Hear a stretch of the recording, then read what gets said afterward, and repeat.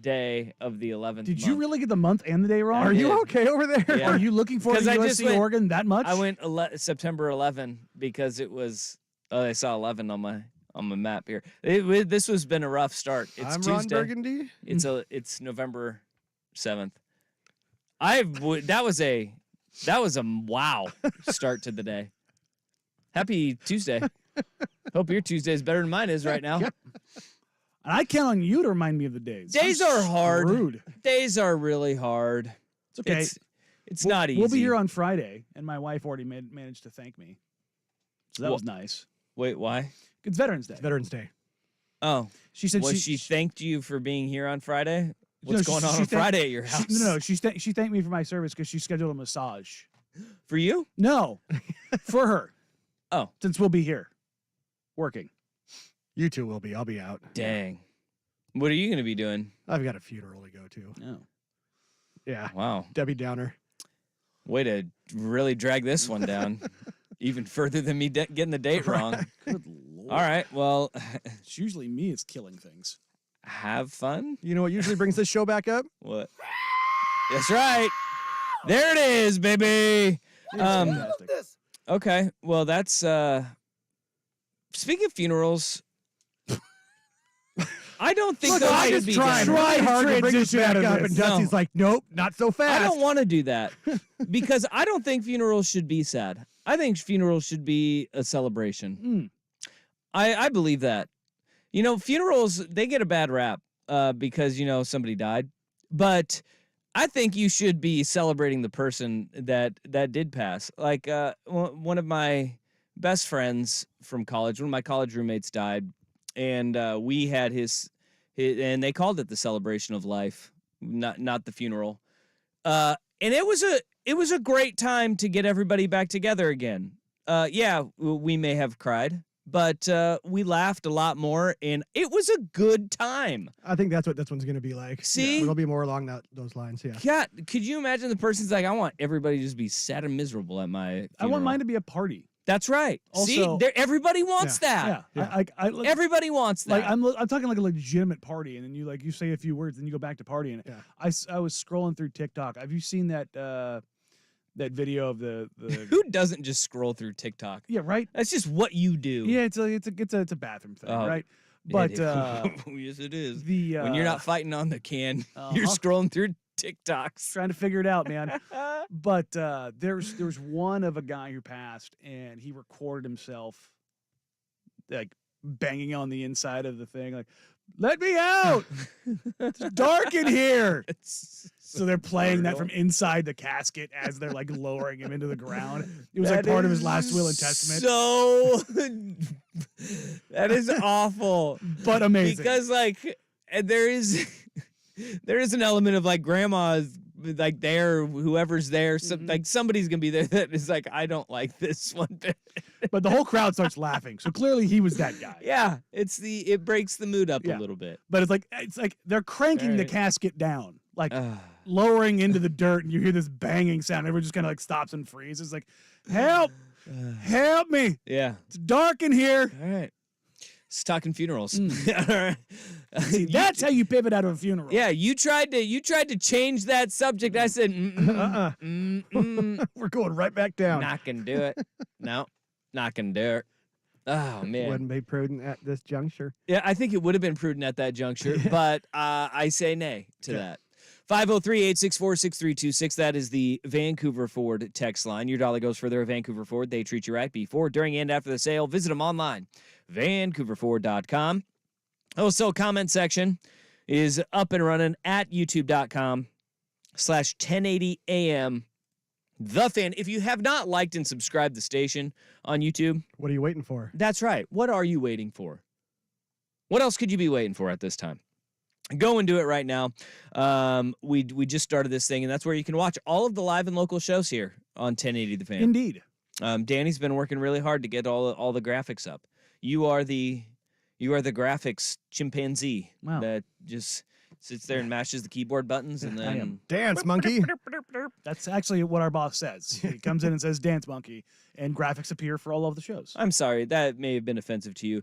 You are the orangutan. There you go. I'm who sits there and makes all the graphics. And we go make those graphics, orangutan, and you do it. There you go. You do it very well. It looks good. Graphic design is my passion, didn't you know? Those are my favorite. I love that. Because that's really me. Like 90% of what I do with that stuff is I see a general idea from somebody else and I steal it and make it worse. Oh, okay. I don't know how to respond to that. Right? Good for you. Well, we had a whole one-show gap where Danny didn't admit to something illegal on a show in the first segment. Yeah, well. Oh, really? Yesterday we had to sports pretty hard in the first segment. Yeah. So. Yeah, we got. Well, I mean, in our defense, we did talk about Alex Grinch's firing, and Danny did say he would kill him. Do you? I mean, still running on a promo. In all honesty, though. Do you think Lincoln Riley was like, okay, we got to do it this week because we're heading up to Eugene and we know there's a radio host who has been lobbing threats very publicly. 500-mile radius rule is in effect. He's going to be at the game. This is for your best interest. All right. Well, so maybe we just, in a roundabout way, did talk about it, but you didn't outwardly admit to a crime. Hey, look, and if I contributed to him getting fired, awesome. That's... Really? To someone losing their job, you're okay? You're on a spree right now. You got that. You got that GrubHub driver can. I got the GrubHub driver can. We got McDaniels out. We got Grinch out. Yeah. Well, there's a threesome. Yeah. They come in threes. Damn it. All right, I'm on it. No, that's not going to be clean. It's not going to be clean. It's not. What did you say? There's his threesome. No, it wasn't as good. Wasn't as good natural. Did you hear about the other GrubHub driver, that national news story? It was actually very sad. No. It was very sad.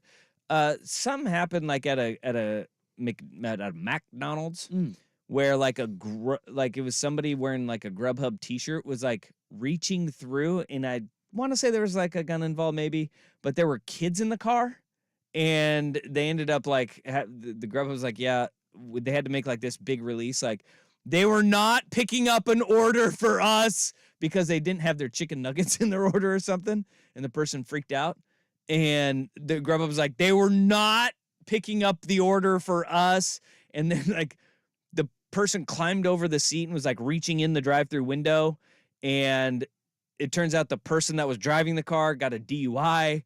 It was a whole thing. So these guys were having a night. There was a whole deal, and then they were like, we have fired the GrubHub driver. It's like, well, yeah, they're wearing your t-shirt as they're getting cuffed and stuffed here. And they're like, the big thing was they were not on an active order for us. It's like, oh, wow, good for them. Like a way to cover your bases there. I mean, I would imagine they've had some stories that we don't know about. Oh, buddy. I mean, the stealing of the food being caught on camera is probably the least nefarious thing that has ever been caught on camera for GrubHub. Yeah. Those Ring doorbells must be like the bane of their existence. Don't you think that'd be good? Well, like, it'd be good for them. Just how about don't do a-hole stuff and you don't have to worry about it? Well, there was one, again, TikTok. I saw a guy say, pull up, and he goes, I thought I recognized this address, and it was his like best friend's ex-girlfriend.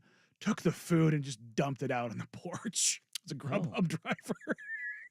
And he goes, don't care if I get fired over it. You're a bleep. Nice. It's like, yo. Yeah. Do you think I love the Petty Olympics. Do you think he just like transfers right over to like, all right, now I'm Uber Eats guy. He's like, I don't need you. I don't need this crap from you. Yeah, look, this is a two-way. Anytime customer service is a two-way street. Yes. I mean, 100%. Don't just come in being a jerk. Okay. They're trying to solve your problems. It's not like they don't want to unless they work for, I don't know, an airline, telecommunications company, I was gonna say cable provider, or internet. Like they're trying to help you here. I think even everybody that we just mentioned, they're trying to help you.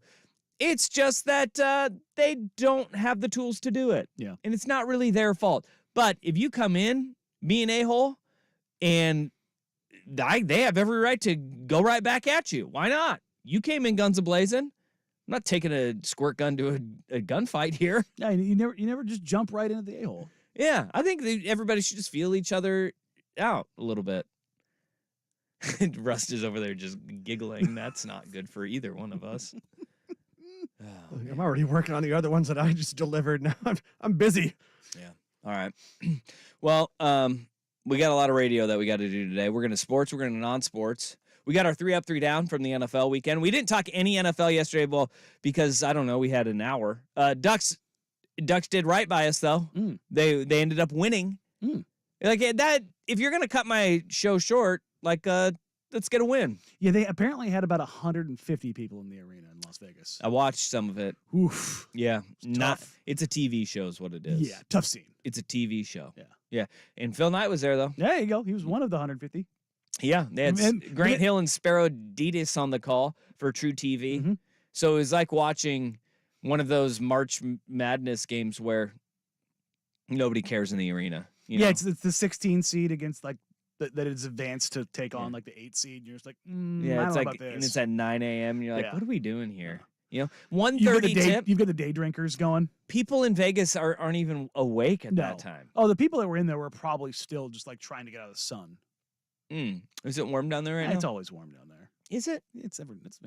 I've been there one time when it was cold. It does snow, but it's super Oh, rare. man. All right. Hey, don't they have? Is that next year that they have the F1, or is that this year? That's this in 2 weeks. Thanksgiving. It's in 2 yeah, weeks. Yeah.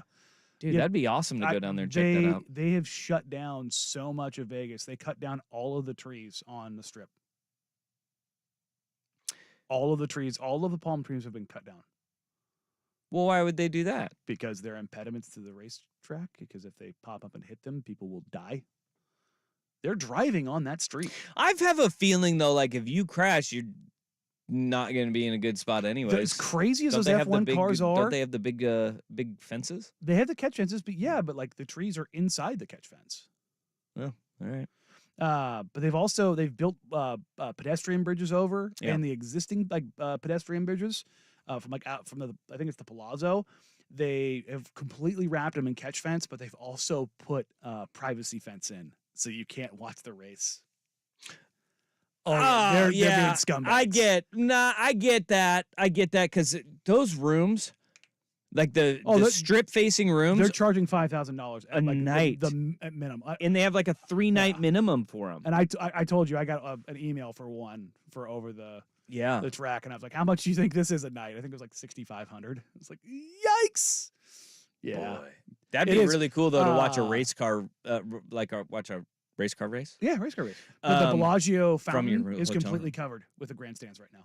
It's completely covered, shut down and drained. They built the grandstands over the top of it. See, that's weak sauce. Yeah. You should be firing the water fountain, yeah. cannons as they're driving through. There's only so many places you can put grandstands though, and that's one of them. So, but yeah, there's a bunch of grandstands also blocking like lower level hotel rooms. Yeah. Which is really interesting. But I mean, at night in Vegas, F1 down the strip is gonna So be cool. pretty badass. So cool. So All right. Hey, let's get this radio show underway, the sports portion of it. Even though racing is rubbing is racing is sports. The College Football Playoff Committee, they will unveil their latest rankings tonight. One member of that committee, he will not be there for the voting. Should his team be? Danny and Dusty on the Fan. They come in threes. Damn it.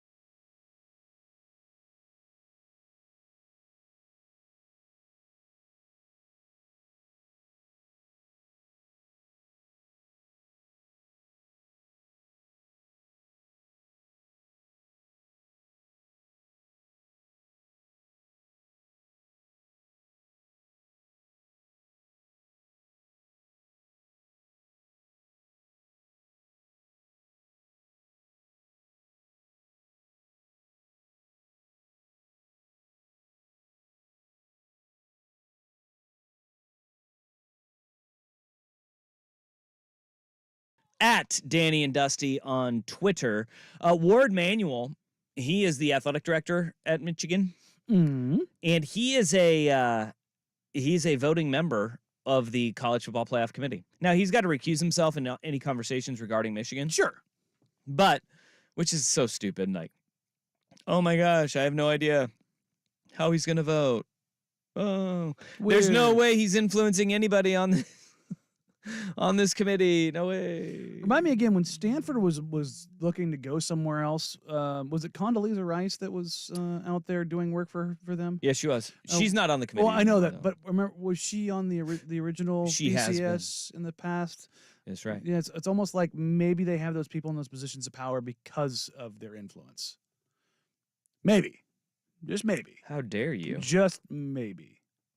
No way. Yeah. No So- way. And right, isn't Notre Dame on the I don't know if they're on the. I don't know if Jack Swarbrick is on the College Football Playoff I Committee thought he was. this year. I don't know. He might be. He might be. All right, but Ward Manuel is not going to be at the College Football Playoff rankings because he's got bigger fish to fry. As the latest reporting from Matt Rittenberg of ESPN.com is that the Big Ten has served Michigan with a notice of it's not even a notice of allegations because that's what the NCAA puts out, but they've kind of put them on notice that they have till Wednesday to figure out a punishment for their sign stealing scandal that involved Connor Stallions. And now Michigan is sitting there, and when Ward Manuel is sitting there going, hey, all right, this whole College Football Playoff Committee thing, it is pointless if we don't handle this properly and go through the proper channels. Mhm. What we're finding out right now is that there's a whole heck of a lot more than meets the eye with the Michigan sign stealing scandal because there has been apparently some documentation handed over to the NCAA and the Big Ten as a Big Ten assistant coach turned over documents suggesting multiple teams in the conference have been stealing Michigan signals Mhm. over the years.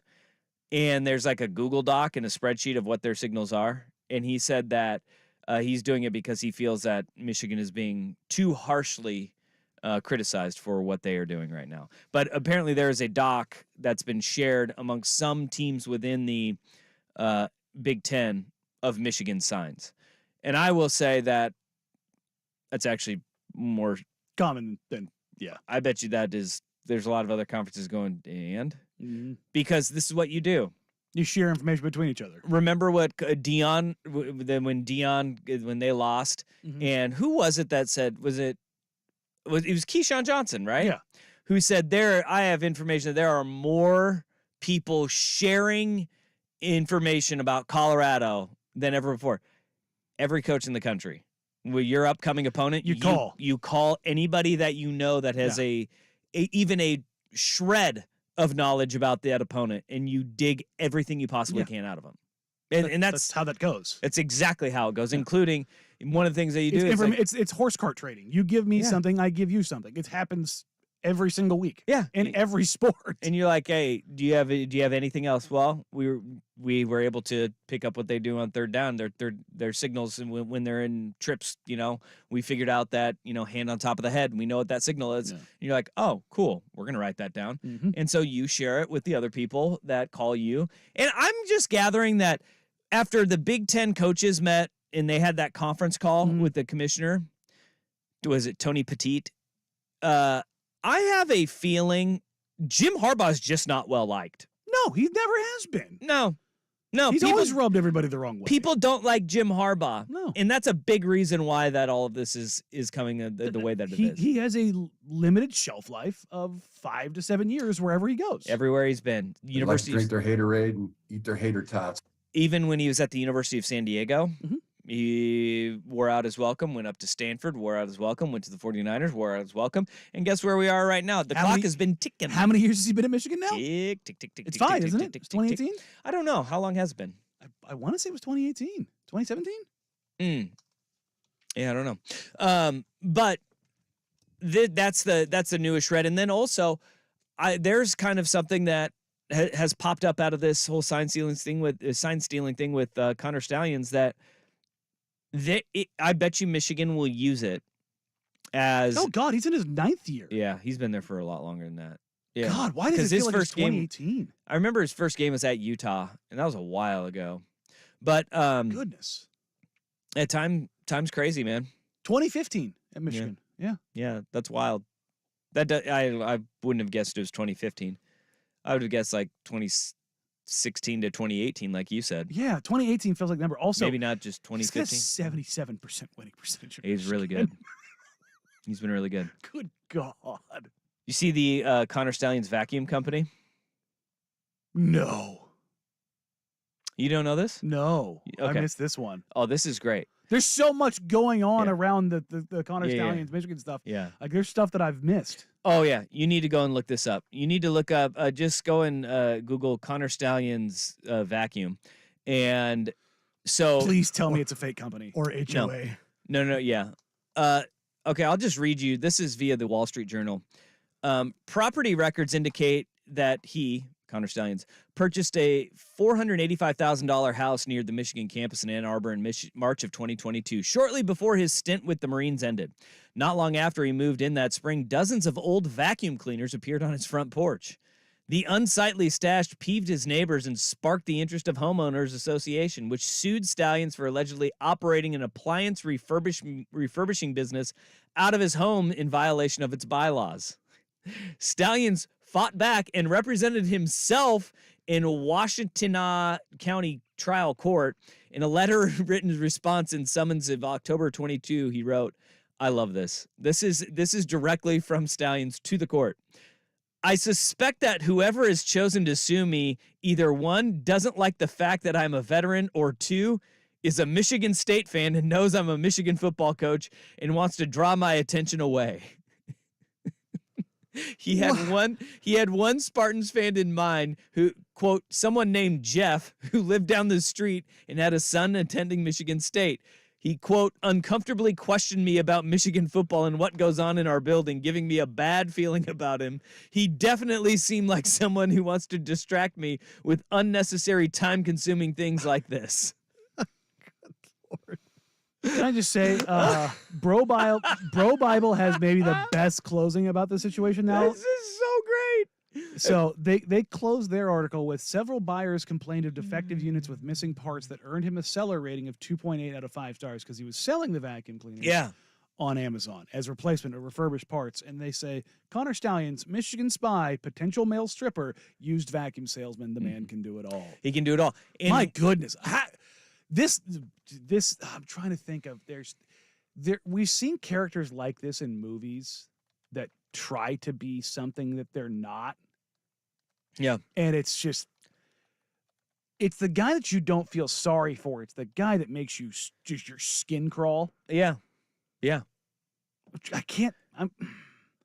It's not quite full on the fan. Yeah. Well, it's pretty damn close. But it's pretty close of like, yeah, that's what we'll do. You know, that's the ticket. It's like, that ain't it, boss. That ain't it. But also, what does $435,000 worth of house get you in Ann Arbor? From the looks of that picture, not a ton. Yeah, did you see the picture? Because when you see the picture, like I am not big on the whole HOAs. Oh, no, me either, yeah. Running your business. When you see the picture of the said vacuum cleaners in front of his house, you go, oh, yeah, I get that. That's example A of why HOAs exist, basically. Yeah. Oh. I mean, it's like close to 100 vacuum cleaners right there on his front porch. God. Yeah. It's like a hoarder's heaven that he's got going on there. What? Also, that truck is, good Lord. Yeah. So I'm sitting there, and this is what I'm thinking Connor Stallion's life is. He goes and he just grinds stealing signs at the Michigan facility, comes home, fixes his vacuum cleaners, books his tickets for all of his accomplices to go and steal signs, repeat. That's what that's what his life had to have been. But here's the thing. I bet you it comes down to everybody's like, how could Connor Stallions fund this operation on a $55,000 a year salary? Okay. The vacuums. Jim Harbaugh's escape, his parachute, Jim Harbaugh's golden parachute in this whole thing is going to be Connor Stallion's vacuum business. Is Vacuums lined with Coke. Yeah. And you know what? We're going to eventually find that Jim Harbaugh has like 50 vacuum cleaners at his house. He's the one buying them all. And not one of them works. Oh my God. That's, it's crazy. I've seen Jim getting a lot of deliveries lately, a lot of vacuums. Yeah. Yeah. Laundering. That's how Jim Harbaugh goes down, is money laundering Michigan public school funds. That's right. For vacuums that are redirected to stealth scouting activities. Yeah, that's right. That's right. He's running a CIA Iran-Contra freaking gun run, but with vacuums. But instead of sending missiles down to South America, now we're doing it with sign stealing in Michigan. My God, the man's oh my God. I could sit there. Who's the colonel? I bet you he's friends with Ollie North. I could see Jim Harbaugh being like, yeah, that guy can do it all. That guy can do it all. Oh my God. He knows what Ohio State's going to run on 3rd down and 7. He fixed my vacuum cleaner too. He can do it all. A lot of milk. This guy's amazing. He's a veteran. Jim Harbaugh probably loved this guy, and then now he's finding all this stuff out and being like, wow, I totally missed the boat on that one. This guy's a weirdo. This is great. On the Vancouver Ford text line, he's kind of a less high stakes catch me if you can. Frank Abagnale. Yeah. He kind of is. He kind of is. What did he do in the Marines? Oh, I don't know. What did he do in the Marines? You mean probably besides piss off a lot of people?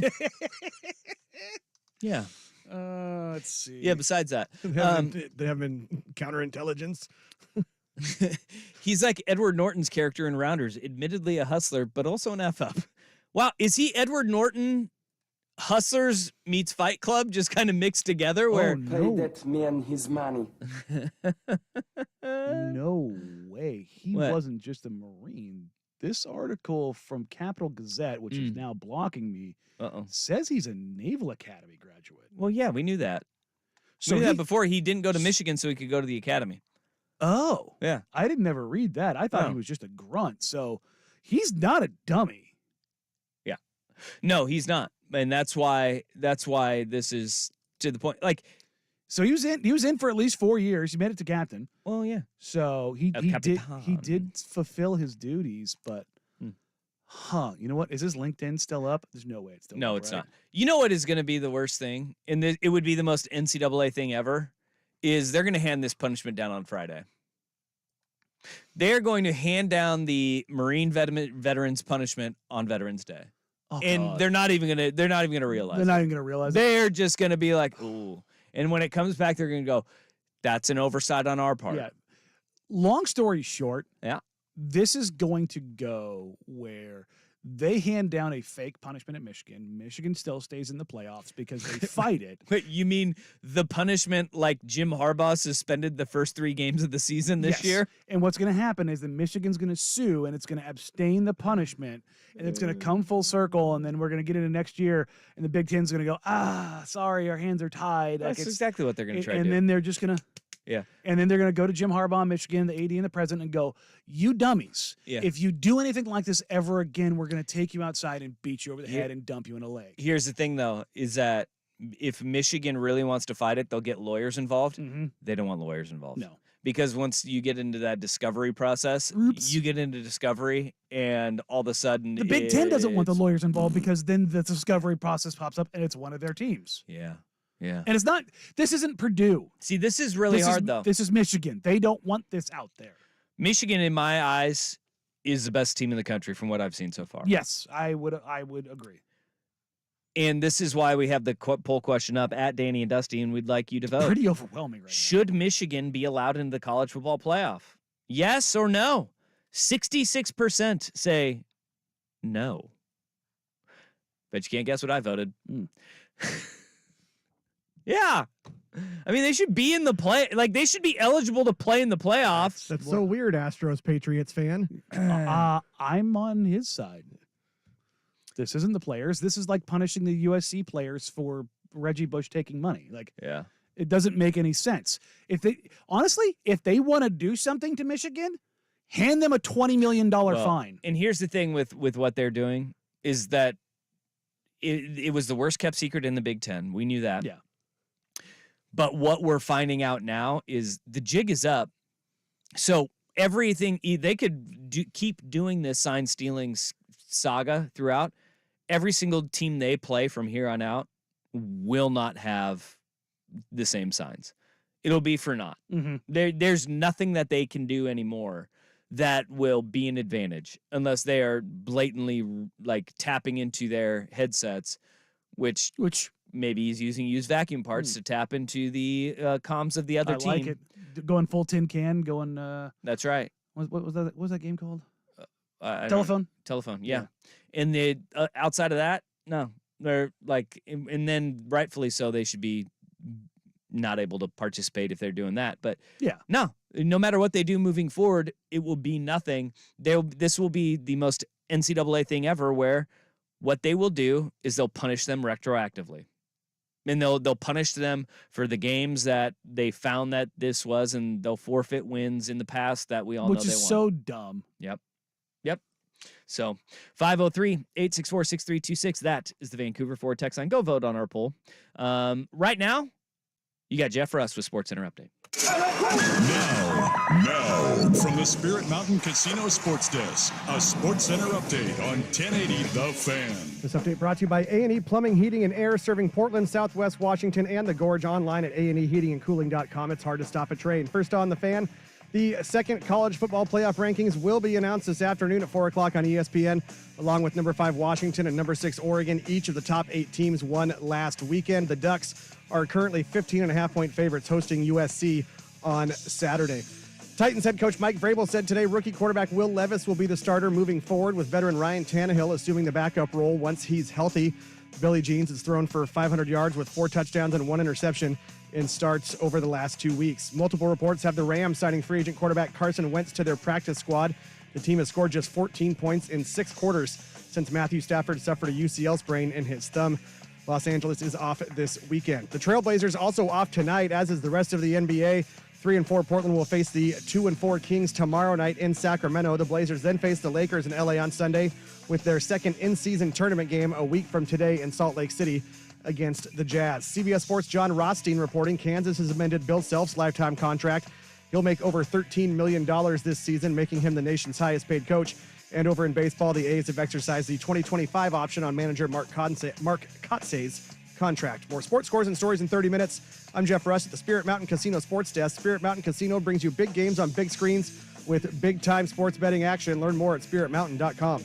This is your home for year-round NFL coverage. The Odyssey app and 1080 The Fan. Hey, it's Suk. A&E Plumbing, Heating, and Air is continuing to grow. In addition to Clausen, Hunky Heating and Air has joined the A&E family. The same folks that installed my high-efficiency train system are still there, and if I need anything to help keep my home cool in the summer, I can count on my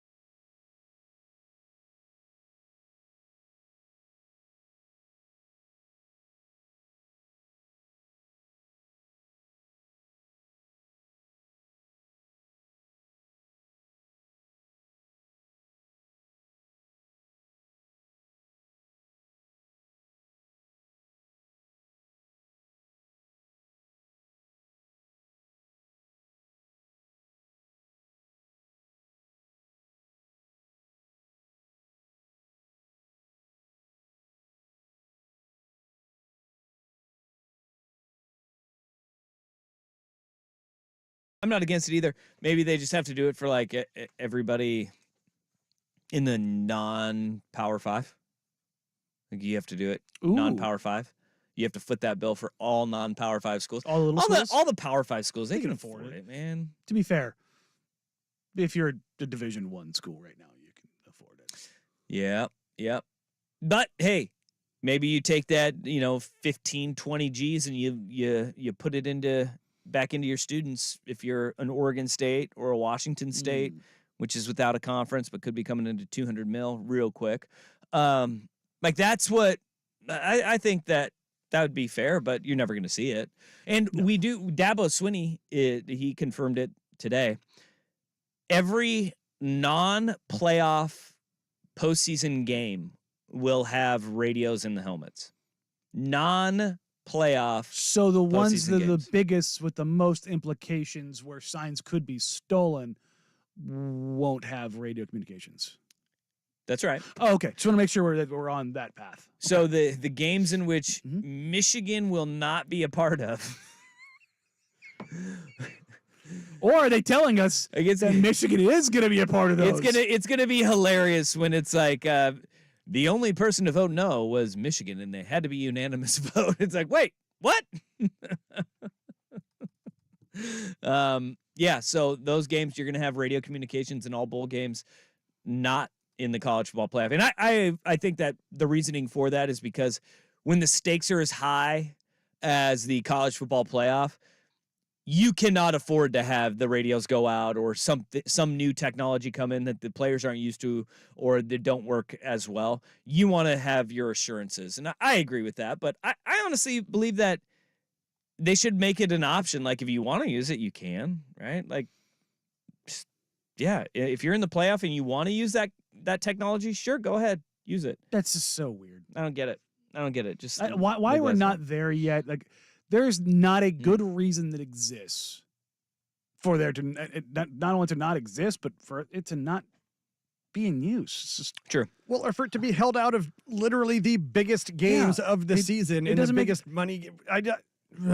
30 years ago, fine, whatever. Hey, we guys, can pretend like money wasn't there. They don't know if it will work or not because there's not 2 decades of it working in another league somewhere, I guess it's 3 decades now. 3 decades of or use if in it another fails, league. what you could go back to.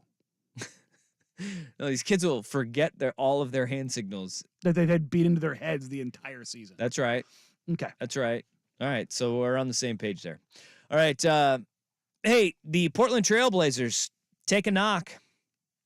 Is it time for shopping? Danny Dusty on the Fan. All eyes on Scoop.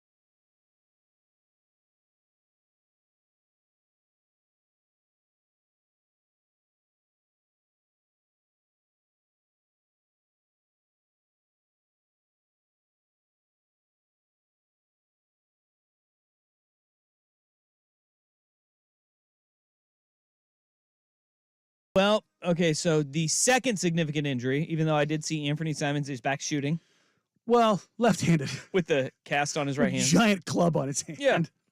Poor guy. Minor detail there. Yeah. Robert Williams, Time Lord, he will require right knee surgery. Oh, weird. That according to Woj yesterday. And look, he went and he was hobbling around and he got taken out of the game. Yeah, I mean, he went on down Sunday. immediately, pointed to his knee, and did the cut it off gesture. Cut his knee off? No, 'cause Oh. the hand to the throat thing where you're just like, this ain't it. And a guy who has had several knee injuries and knee issues. On the other knee. It's he unfortunate. knows what a knee injury feels Yeah, like. he knew what it was right away. I ran into him in the locker room after the game. He wasn't on crutches, but he wasn't moving well. And Okay. it was like one of those things where it's like, oh, he's out at least 2 months. Yeah, this is the weird part, though, in Woj's initial tweet. And it's like, what the hell is this? He says, conversations with doctors and his agent are ongoing about the kind of procedure necessary for Williams and how long of a timeline will be needed for recovery.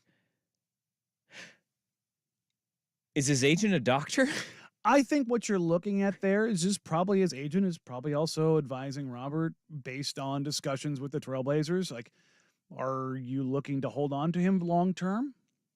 If so, and you're not gonna like be competitive this year, we can have a surgery that takes him out for the rest of the year and fully addresses this. If you're looking to move him, do we go to if there's a competitor out there that you're gonna get him to, then we can have a shorter term surgery and have him basically ramped up and ready to go for the playoffs. And I think that's probably the discussions that they're having. Okay. That's just a weird way that Woj framed that tweet. Well, certainly because it's directly from the agent. That's where that's coming from. But it's just one of those, like, the agent shouldn't be having the conversations, the ongoing conversations. It's just, Should be the it player. seemed like a very odd framing of that from Woj, in that, like, who gives a rip about what type of surgery and when it happens right now? The tweet should be, Robert Williams will require surgery, timetable to be determined, because that's usually what we have when all of these things that are said in this tweet are happening behind the scenes. It was a weird framing. It's not the Blazers' fault. No, It's not it's more of like, what's the agent trying to get to here? Because we know where Woj is getting his info from. Yeah, and that's the thing is, it's not like a situation where Rob needs to worry about his money either. Number one, it's the NBA; it's fully guaranteed. Number two, he has 2 more years after this year guaranteed at 12.4 and 13.3 essentially. So he's got $25 million more guaranteed. So I'd probably be looking at the long-term interest of my client. Yeah, because Rob has had so many injuries. The thing about Rob is that he's not just an average like run-of-the-mill player, and it's a bummer that number one, the injury happened. That you hate to see injuries in sports, but like guy who's had like multiple injuries, you're just like, oh my God. They continue to happen. But it gets exacerbated because he only played in 7 games in Portland, but I don't think people realize how good he is. Like when he's on the floor, he's a defensive player of the year level type of player. Like he's that good. And right now, again, it's 7 games and the Blazers have played some really, really crappy offenses. They have the 9th best defense in the league. Like everybody expects this team to be bad, and I fully expect this team to be bad. But they have been competing defensively because they have DeAndre, because they have Rob, because they have Malcolm, because they have Jeremy, because they have Tease. Tamani has been kind of a revelation for a rookie. Like, freaking love that guy. He's great. But like, I hate their 2 big lineup with Time Lord and DA because it's so janky. But I think Chauncey's like, well, we suck offensively. Let's not suck defensively. So unfortunately, we haven't had like enough time to really talk about him because it's been Shaden, it's been Scoot, it's been DA, it's been Ant. It's been literally it's been 7 games. Yeah, but not only that, like he's had good games where he's like has like 8 and 2 in like 19 minutes. And if he's playing 30 a night, he's putting up like 14, 15, and 5. Like that, his per 36s are nuts in some of these games. But number one, they were trying to manage him because of the injury history, and 2, because like it's a long season. And I think everybody in Boston will tell you that, like, this has been Time Lord's history in the NBA, is when he's there, when he's available, he's really great. Good. But availability is the best ability, right? And that is something where he has really struggled. And remember last year in the playoffs, prime example. He rushed himself back because he wanted to be there for his guys in the playoffs, and he just wasn't able to perform at the way he is used to playing because of his knee injuries. But he is done for the foreseeable future. We'll find out a little bit more moving forward, but not good for the depth of the Portland Trailblazers. No, and not only that, like this is where it gets nasty because of where the Trailblazers are. It's also a lost asset for them right now. It's a devalued asset. First and foremost, Rob's health and like getting him right matters the most. But you take a step back and go to 30,000 feet. Like teams like the Grizzlies are looking around like we need a big, and Rob was a guy that 100% they would be looking at. And you look around the league, come trade deadline, teams would be looking at a guy like Rob, and Brogdon for that extent, to be like, these are guys that are going to help reinforce us for a title run. And now the Blazers are like, oh, so it's going to be interesting to see kind of which way they go with the surgery. All right, let's take a look around the NFL. We didn't have much time to talk, no time to talk NFL yesterday because of our short show. Let's start the 1 o'clock hour with a whip around the National Football League. What a weekend it was. Danny Dusty on the Fan.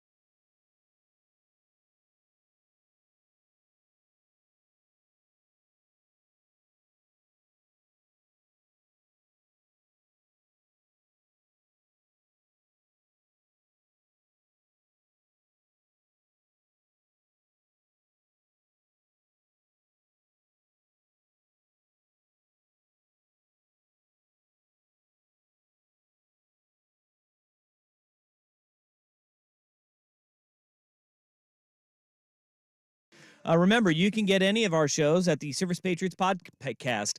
Service Patriots is your home comfort solution for all your heating and air conditioning needs. Check out the latest special offers for our listeners at servicepatriots.com. Definitely make sure you get your podcast. Yep, at servicepatriots.com/thefan. All right, let's talk a little NFL. Before we get to the NFL, we need to do this. We're Christmasing too soon. Who? Everybody is. No. Everybody is. There are people that have Christmas lights up right now. I shun and shame. No. We have advertisements everywhere for it. Nope. My social media feeds are all holidays. Blocked. Even just in the regular candy aisle at the Quality Food Center, they already have the Christmas Hershey's Kisses out. Yep. Nope. The Now Santa hat those are ones, delicious. The Grinch ones, the candy cane ones. And now the little peppermint ones, the little Hershey's Kisses. Are we really onto the whole those are really good. Let's chew on toothpaste thing again already? What do you mean? Mint is for toothpaste, not for treats. It's so weird. Okay, look, this is the same guy who What? also said that Dion was not far off when he said his favorite candy was Now and Laters. What? That is now and laters are not anybody's favorite candy. No, we know that to be a they are fact. destroyers of teeth, though. Yes, they are. They are. They are. And they can be very good. Hmm. But I will submit that the Laffy Taffy. I think very good is still overselling it. Now and Laters can be Hold on. Let this man finish the sentence that's about to come out of his mouth. What did you just say? But a banana Laffy Taffy is, in the right circumstance and at the right time, a very elite candy. A very elite candy. Like one of the best. Okay. I Goated, mean, perhaps. Look, okay. as a fat man, I'm offended. Goated. You just greatest of all time, the Laffy Taffy No, banana. Banana. I can't agree with that's a horrible take. Greatest of all time. Now, I'll give In you the right this. circumstance. It's just, I don't know. Under what circumstance is it the greatest of all time? Sometimes If it's the only candy still available, then it's the greatest of all time. No, even in like better circumstances. Like, look, like we just had Halloween. You know, Yeah. you reach into the bag and Three Musketeers and Hershey's, man, Kit Kat. Oh, that's pretty good. But you get that banana Laffy Taffy, and you're like, ooh. I'm still going for the Three My mouth- Musketeers or my- the plain I- Hershey's my- before the yeah, Laffy I- Taffy. my- My I was mouth like, what just is- watered as soon as I said Laffy Taffy. Now, it is I'll say this, it is undervalued and underappreciated, the Laffy Taffy, especially the banana Laffy Taffy. Banana doesn't get enough love. It's the only banana, I would say the only banana candy that's good. Artificial banana flavor is tough. It is, but for whatever reason with the Laffy Taffy, it is very good. Yeah. It is under no circumstance at any time the Bah. greatest of all time. Bah. Is that a sheep comment? I think that's supposed to be a goat. Is that a goat? That's a goat? Sure. That's a goat. I don't understand. Like that is no. Oh hell no, man. It's a good candy, undervalued, I can't believe you get your ass underrated. kicked for saying something like that. But what is your favorite candy then? Probably Circus peanuts. Twizzlers. Like Did you say Twizzlers? Twizzlers? Good God, how do I work with you?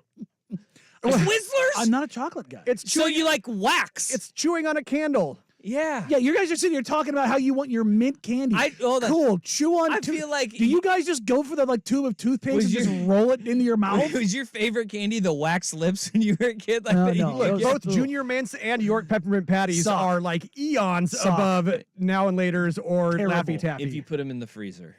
Oh, sure. If you alter the form of them and then maybe pretend that they're not toothpaste. Cool. Well, what? This is different than you're under Twizzlers. under certain He circumstances. can't even talk right now. What I have you know. done? You You're gonna broke be Jeff fired Russ. up. You broke Jeff Russ. mint candy sucks. Our pets' heads are falling off! Don't deflect. Don't deflect our mint, our enjoyment of mint It's super weird. for your Laffy Taffy Mint take. belongs in two places: toothpaste and mojitos. That's it. Oh my gosh. I just don't even know. I don't even All know. right, you know what? Let me take that back. 3 and lamb when it's in a mint jelly. Oh God, sweet fancy Moses, what is happening? All right. When it's in a savory world. Okay. Woosah. I understand you don't like chocolate, but It's not like I don't like chocolate. I feel It's, like with Twizzlers and that grape or that banana Laffy Taffy take, I feel like you don't like yourself. Is what I'm getting at. Stop by betterhelp.org. I feel like this is a cry for help that you're giving us right now. And it's okay. It works out great at home because my wife I'll likes help the you. when the the I'm sure it leftover works out well Halloween. for you everywhere you go. Because everybody wants to eat their chocolate. It's like This is like my stepdad who's like he has like 5 brothers. And he's like, I love burnt cookies and burnt toast. It's like, yeah, because that's all you can eat when you have that many brothers. True. Yeah, your taste buds alter. Like when you reach for the stack of pancakes and you get stabbed in the hand with a fork, yeah, you're going to learn to like the burnt stuff. That's something that happens here. You get the scraps taste buds. Yeah, that'll happen. I feel like that's what you have with waxy candies. Like, and look, this goes back to it. This is Saltwater taffy might be my favorite candy. I love artichokes, right? I love artichokes. Oh, yeah. I do not eat artichoke hearts though. I'm with you. And I didn't do it as a kid. And I always grew up just kind of saying like, oh, no, I don't eat the artichoke heart. Like, I don't like those. I've had the artichoke heart as an adult. I enjoy the artichoke heart. You know what happened when I was a child? My mom loves artichoke hearts. Oh, so she gave me that. Oh, you don't like that. You're not going to like that. I feel like this is what happened with you and your candy. No. Like every time I have chocolate, like a Kit Kat, I like. A Kit Kat I like. There's no doubt about that. I will mess with a Kit Kat. Most chocolates, I'm just like, nah, I'm not. It's not my thing. I like taffy type candies. Okay, here's where I'm going to become controversial. Kit Kats have gone downhill. How? I want to hear this. Oh, no. How? I know how. They put mint in them. No, they're not the same.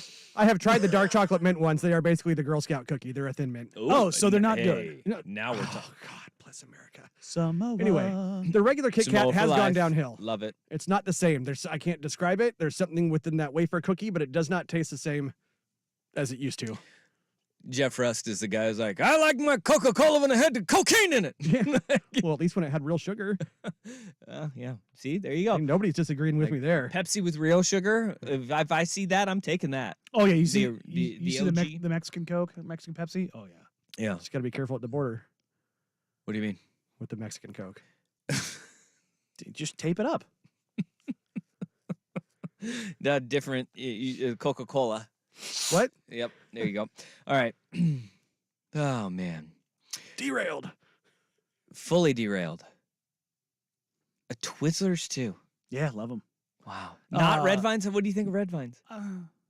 If you have to sell them in See, but like quantities, that's actual licorice. if you have to sell it in quantities of 500, it's probably not great. No. That's why it is great, is because people will buy a bucket of them. You also can buy just a normal thing of Red Vines. There's a theater on Progress Ridge in Beaverton that my wife and I will go to solely because it's like one of the only theaters in this hellhole of a state that will actually sell Twizzlers because all you monsters eat that freaking Red Vine Is crap. that Cinetopia?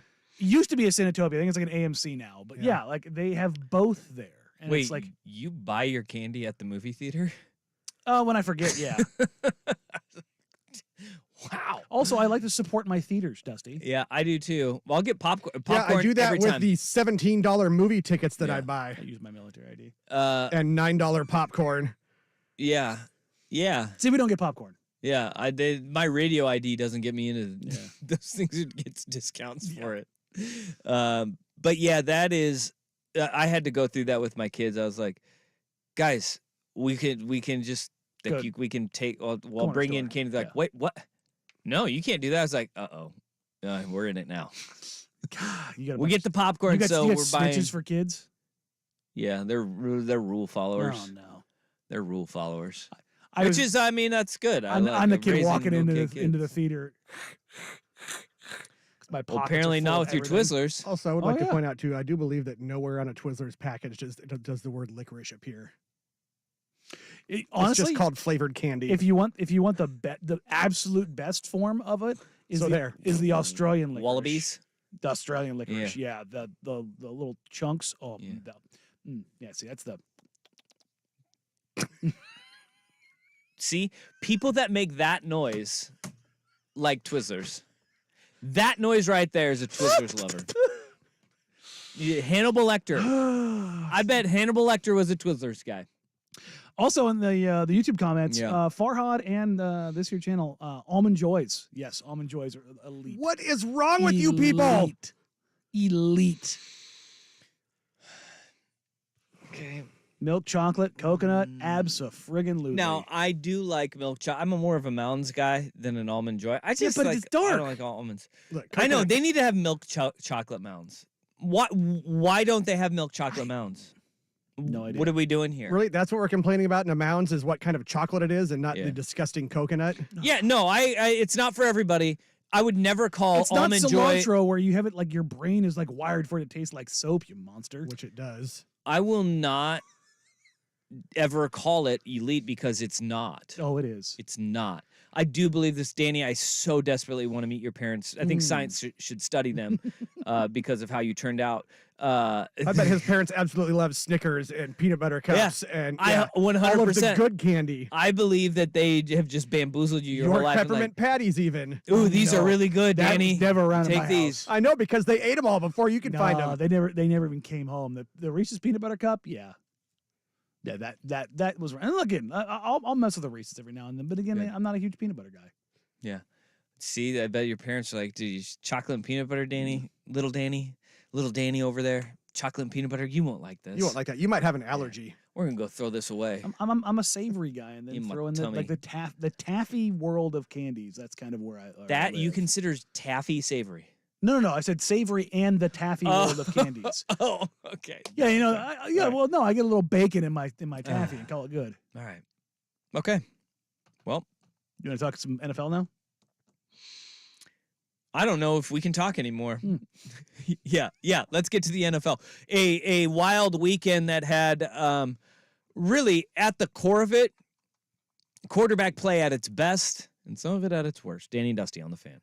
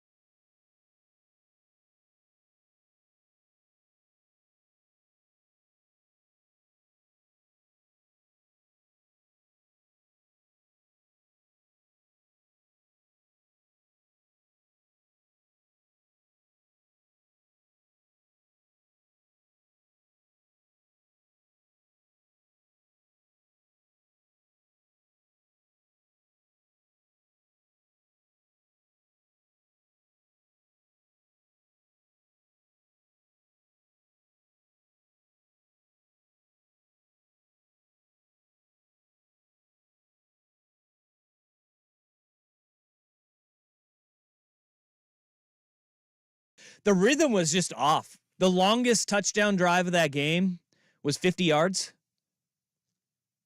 Really? Yeah. Yeah. Well, yeah. I mean, when you're, top end quarterback and Justin Herbert gets basically doubled up by Zach Wilson. Yeah. I guess that's probably true. And that was just short fields. And that's another weird thing is like Herbert, because and I'll give him credit. Like when He's got that alien finger he's got on his hand is insane. yeah, splint. but he wasn't great. No. But his line was atrocious. Both those offensive lines were really bad. Oh, Wilson got sacked 8 times. Herbert got 5. sacked 5. Like, Yeah. Good Lord. It was a puntapalooza in that game. At halftime, I saw that you had 9 punts and 8 first downs. The whole rhythm, though, in going back to that aspect of the game is like when the opening drive is a 3-and-out, then you have a 3-and-out with a punt return for a touchdown, followed by a Jets fumble, followed by a 3-and-out, followed by a 6-play drive and a fumble, which led to a touchdown on the longest touchdown scoring drive of the day, an 8-play, 50-yard drive. That's how the game opened. Then you went punt, punt, punt, punt, field goal, punt, punt, punt, punt, field goal, halftime. What in the, like, it was atrocious. Somehow it was 27-6. And it was a strength on strength with the Jets defense going up against the Chargers offense in a, who's going to move first and who's going to blink first. And when your special teams gives up the first touchdown of the game, like all of a sudden the Jets are on their heels and they're reeling because you can't spot a team points when your offense is as bad. But the Jets defense or offense in the Chargers defense, that was weakness on weakness in this game. And it just turns out that the Jets offense is that much worse. When you have your best player fumbling the football in Garrett Wilson, when you can't protect Zach Wilson and Joey Bosa forces a fumble of Zach Wilson. Like, is 7 combined fumbles so in a game good? No, it's not. It's not. And it wasn't like the weather was like this beast. It's just no. That's why it was just rhythmically a clunky game. Yeah, it was just an ugly, ugly game. And if you're a Chargers fan, you won, you got back to 500, but are you happy about this? Because I feel like Chargers fans are where I was last week, where we talked off air, like for USC going into UW. I'm like, honestly, I kind of hope they lose because it'll get Grinch fired. Yeah. And ta-da! It happened. Chargers lose this game. Yeah, but they're in a way better position than the Raiders are. So I don't think I don't think Brandon Staley would have been fired because the Spanos family is different. They don't want to pay a guy to go away. Yeah. And so I think he's the coach through this year, regardless of what happens. But I think what we're seeing is like Justin Herbert, he didn't look good. He didn't have Palmer or Williams, though, and I think that makes a difference, not a massive difference, though. But when you have a defense as good as the Jets are, you're going up against, and you're missing 2 of your 3 leading receivers. Sure. That does make a difference. But you had Keenan Allen, and that you should still throw for more than 137 yards. But it's hard to throw for 137 yards when you're constantly under pressure, and up the middle is where the pressure's coming from. Like that game was just bizarro world. And if I'm Aaron Rodgers, I know he wants to come back, and he said that to Derwin James, like, "Hey, give me a few weeks and I'll be back." Why would you? Did you see him on the field before the game? Yeah. It's incredible. 55 yards. Yeah. Like putting his foot in the ground and throwing. He's what, 8 weeks removed? There's no reason for him to come back, though, because he shouldn't come back. The reason why he got hurt still remains, and that's his offensive line is god-awful. They are god-awful up front. There's absolutely 0% questioning that. Yeah. They are terrible up front. I am shocked that Aaron is doing that. Yeah. It's one of those things like, well, you ever think about like the endlessness or the vastness of space and your brain just kind of short circuits? That's like when I'm thinking about. No? Yeah, no, I've been there. Where you're just like, it's definitely shower thoughts. Yeah. You're just like, oh, wow. Oh, man, wow. wow. Man. And then you just your brain kind of goes into this fog. Keeps on going, huh? Yeah, no, but the same thing was like, how is he doing this? Like medically, we've never seen anybody be up in a really about at 2 months from an Achilles surgery. They say that's where Cam Akers was. It just wasn't that visible because Cam Akers came back, I think, in 8 months. Which from is like, it's insane. It's yeah, like 6 months. What it was? Something like that. But yeah, but like, this is not supposed to be a thing. No. It's not supposed to be a thing, and yet he's out there clearly with doctors okay behind this. Yeah, and look, there are severity. I mean, if he didn't have a full rupture of his Achilles, Sure. then that is a big difference. Speeds but things up quite a bit. It's still incredible. We saw his calf muscle bounce Yeah, as that's the not Achilles good. let go. That's not good. So, that kind of thing. Cam Akers made his return less than 6 months after tearing his Achilles. And where's he at right now? He tore his other Achilles. Okay. The other one. Yeah. But that was back in 2021 that he had his first one. But I would mean, imagine that you get a compensation injury as you're trying to get stuff back. Yeah. I mean, that was, 2 years later. I think your body just is prone to it because some people are just prone to rupturing their Achilles. And for Rodgers, though, I wouldn't come back. Don't do it. Don't do it. Don't do it. One thing that was apparent out of week 9, we need to start having this conversation. Are the Baltimore Ravens the best team in the NFL right now? I'm going to stop betting against them. That's for sure. Took the Seahawks to cover the 6. They didn't. So if you look at what the Baltimore Ravens have done, they have wins over the Bengals, Lions, Seahawks. Those are 3 pretty good wins. Honestly, going 28-3 at the Browns against that defense is a really good win too, because that defense is really good. Mm-hmm. Yep. And I mean, even the teams that we would consider, like who are you going to consider the best teams in the NFL right now? Kansas City, Sure, right? They may have just had their best win, which was against the Dolphins, because their other wins are against the Jags. That's a good win. That's a good win. Bears, Not a Jets, Vikings, Broncos, Chargers. Yeah, none of those are good wins.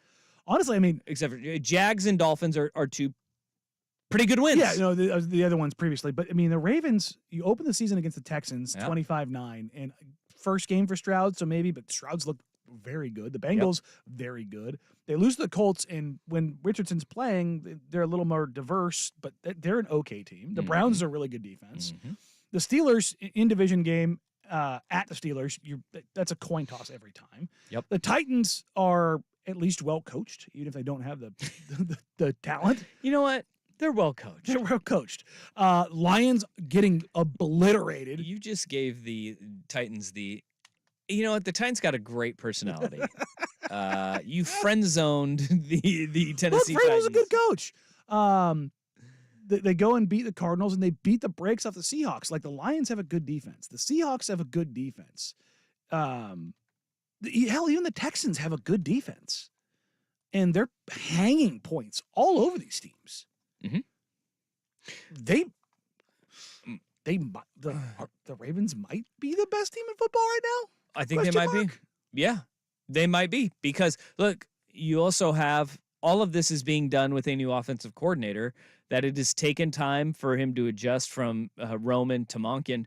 But you look at Lamar Jackson, and he's exercising a lot of the demons that have reared up and been criticisms of him as far as throwing the football goes. And he is completing over 70% of his passes. He's still running the football very effectively.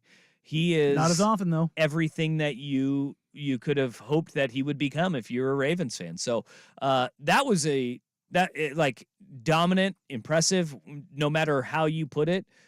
It was the Baltimore Ravens, and they're rolling right now. They are a frightening team. On the flip side of that, we talked about the Miami Dolphins.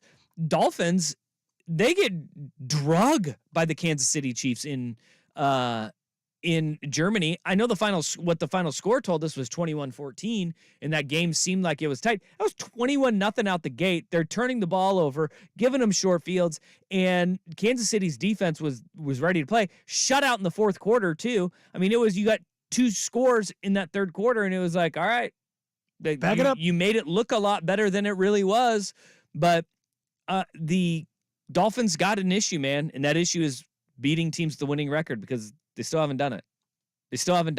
They feast on the poor, and when you get to teams against good, or you get to games against good teams, they end up finding a way not to win. Feasting on the poor will get you to the playoffs. Absolutely. It will not advance you.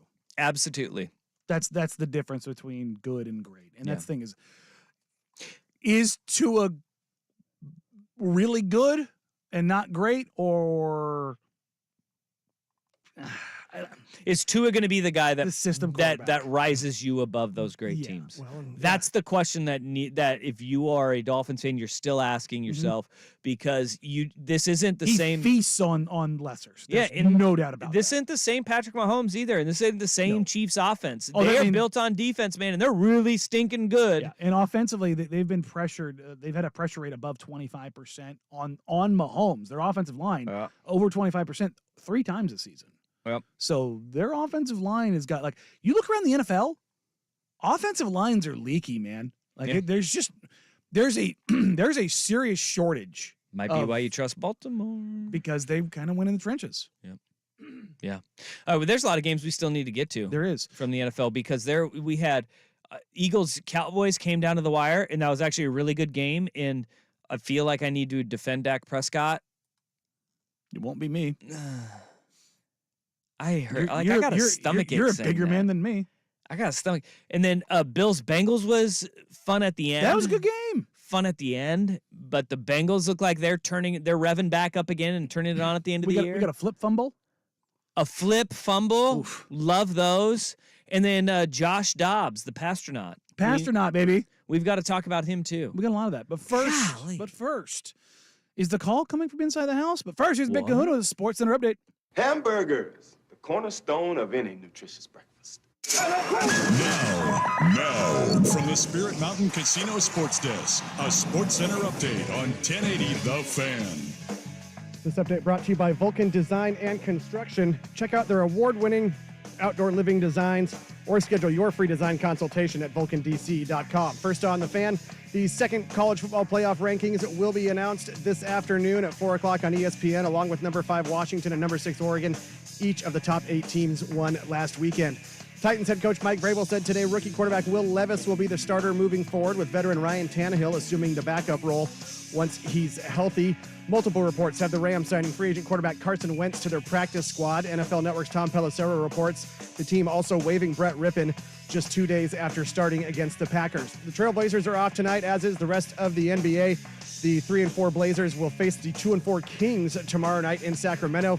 The Blazers then face the Lakers in LA on Sunday, with their second in-season tournament game a week from today in Salt Lake City against the Jazz. CBS Sports' John Rothstein reporting Kansas has amended Bill Self's lifetime contract, and he'll make over $13 million this season, making him the nation's highest-paid coach. And the A's have exercised the 2025 option on manager Mark Kotsay. More sports scores and stories in 30 minutes.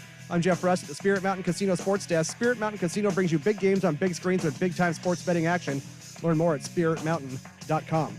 Go deeper on the Trailblazers. The Rose Garden Report with host Sean Hyken.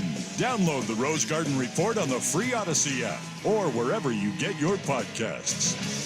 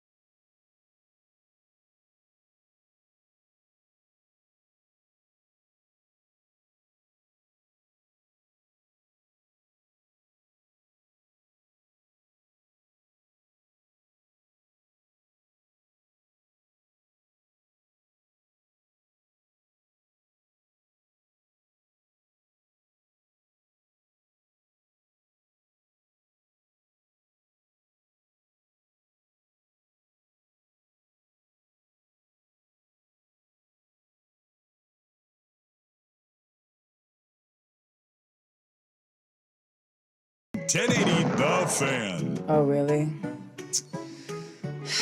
That sucks. Now, see, if you followed the Major League Baseball offseason managerial hirings and firings. I can't say I followed all of them, Bob. Well, Craig Counsell's been in Milwaukee for a number of years and been pretty damn successful there. Well, he is Mr. Milwaukee. Yes, obviously. Mr. Milwaukee. Former player there as well. Was rumored to be in the running for a job with the New York Mets. Mm-hmm. Instead, ends up with the Chicago Cubs, where there was not a managerial opening. Yeah, and not only not a managerial opening, but, I mean, you oust a World Series hero. Yeah, who's well-liked, well-respected by those in the clubhouse and in the organization. But just not winning, and you need something to push you over the edge, and they go with Craig Counsell. It's a weird move to get David Ross out of there that way for a guy who's been so good for you and done so much for the organization. I mean, is he a great manager? No. And I'm wondering what these conversations were like with him, because if they just blindsided him with this, they did him dirty. Typically, you fire the guy before you go hire somebody else, but they hired somebody else, and that somebody else being Craig Counsell. There's been a picture that has surfaced from a paper in Milwaukee, the Journal Sentinel, that says the Craig Counsell Park sign has been vandalized in Whitefish Bay following his Cubs deal. And it's Craig Counsell, I believe, is from there. Yep. And it says he played on that very field as a kid. In Whitefish Bay. And there's a Craig Counsell Park, home of Whitefish Bay Little League. And somebody has wrote ass over the top of it, but spray painted. And that's it. That's By the way, Whitefish Bay is just north of Milwaukee. Yes. Like it's a suburb. Yes. This is very dumb and very weird in the sense of, like, if fans were mad about Craig Counsell, dox him, find some, like, burn a jersey, an epithet of Craig Counsell. Like, there's so many other ways. This screams somebody in the organization being mad that Craig Counsell left the Brewers for the Cubs because the Brewers are cheap. Oh, you think like it was somebody that works for the Brewers? 100%. 100%. Inside job. Just like, I'm going to show them, because this reeks of white-collar a-hole. No, I think that we got two options here. One is that you have just a fan who's like, you're going to go to our rival? Like, you are supposed to be Mr. Milwaukee. You're from here. You were raised here. You held your bat way too high in the air here. You need to be all about Milwaukee. And you're going to go to the Cubs? We hate Chicago. Like, this is akin to, like, our hometown boy going up and coaching the Sonics, right? Or, like, you can't do that. If Damon Stoudemire were to be play for the Blazers, coach for the Blazers, and then all of a sudden take the job with the Sonics, like, we'd be like, what are you doing? I think we would kind of understand it and be like, well, going to get your head coaching job. Good for you. Good on you, right? I'm going full inside job, because when you actually care about something, you don't write ass on or spray paint ass on a board. Here's the other thing. Have we ruled David Ross out? There you go. I mean, it's only flight. an hour and a half drive, right? From Chicago to Milwaukee. Hop on the PJ. I mean, he could just drive up there and just be like, you know what? Screw this guy. David Ross in a David Ross mask. That's right. Maybe it was him. But you're going employee of Milwaukee Brewers. Okay. Now that would be a hell of a thing. I mean, it doesn't scream vandal.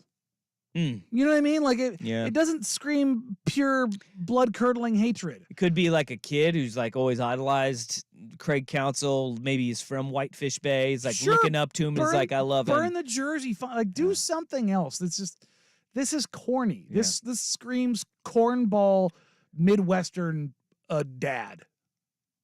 So you're not ruling out anybody from the Midwest then? No, I'm thinking it's very, very directly related to the Brewers. I think corny Midwest dad, like it. Yep, we got a lot of suspects here. Yeah, but it's rooted in the Brewers for sure. But also, there's a little note in here, like, the reason that Counsell left is because apparently college baseball managers are making almost as much as Major League Baseball managers. That's wild to think about, but he is the highest paid Major League Baseball manager, and he's almost doubling the next highest. That's Yes. like $4.5 million is the highest. He's making $8 million a year. The highest paid baseball manager previously was making less than the highest paid NHL coach, manager, whatever they call him in hockey. And they print money in baseball. Why wouldn't he take this job then? That's what I'm saying. Like Yeah. I was shocked. I thought baseball managers made more than that because I know baseball executives make quite a bit of money. At his introductory press conference, Craig Counsell needs to say, look, I mean, I love my hometown, and I was going to donate 3 brand new Little League fields, but I mean, I guess not anymore. One for each letter on the sign. God, just be better with your hate. Nah. That's all I'm saying. So this is something right out of you would love this out of your playbook. This seems like a Danny playbook. No, Yeah. I would be way better about Really? it than this. At Alex Grinch Community Park, if that was within driving distance for you, you wouldn't go and do that. I mean, at Josh McDaniels Community Football Field, you wouldn't go and do that. I'd If find his Lincoln car. Riley all of a sudden bolts for Oregon, yes, he will. I mean, I'd find his car lighted on fire in the middle of the park. Come on. Yeah. Okay. That's way better than writing ass on a sign. Yeah. Yeah, it sends a better message. Which is I hate you. I'm pretty sure writing ass on a sign sends the same It message. doesn't. It doesn't. Danny's like, no. Threaten their lives, not the Little League field named after Did they them. put a horse head in the box or did they put a horseshoe in the box? Which one did they go with? They went with the head. Exactly. It sends a message. Burning a jersey that you've already paid for is way cornier than vandalizing something. That coming from the Vancouver Ford text line. You And I could agree with steal it. I love those. I love things that I love is when this was big in the early 90s, the burning of CDs. And because of like rappers, the hip it's hop like, one. They ran it over Yeah. with the go ahead, buy all of them. steamroller. They bought them all, then run them over. the Reminds steamroller me and of destroy it. Or like buying a pallet full of Bud Light only to run over it with a bulldozer. That's Yeah. right. That's right. It's like, oh, what are we gonna do? That'll show 'em. Reminds me of Righteous Gemstones, Counting the the money. smut busters. So dumb. So dumb. You about to find out. On the flip side of spending money, Yeah. the Mets owner has a lot of money. Steve Cohen. This You is know who he awesome. He's spending a lot of it, and it's very good for baseball. We'll get to that and more coming up here on Danny and Dusty. Seahawks football is on the Fan.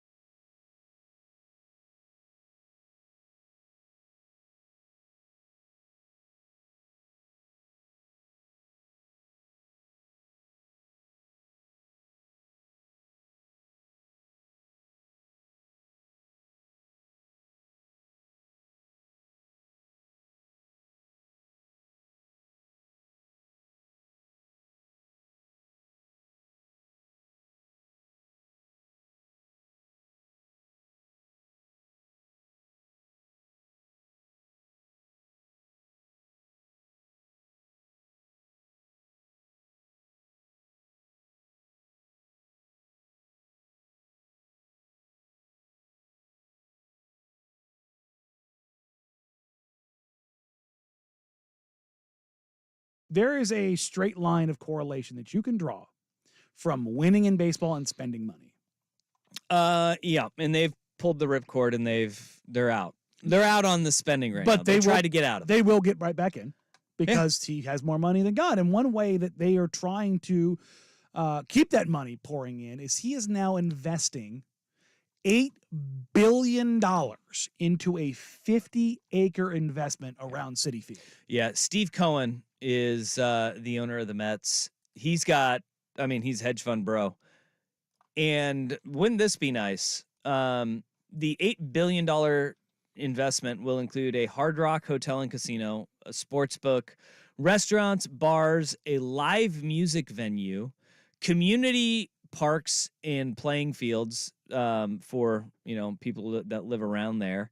You have got a parking facility that is going to be built in here, so it's not just like expansive parking lots absolutely everywhere.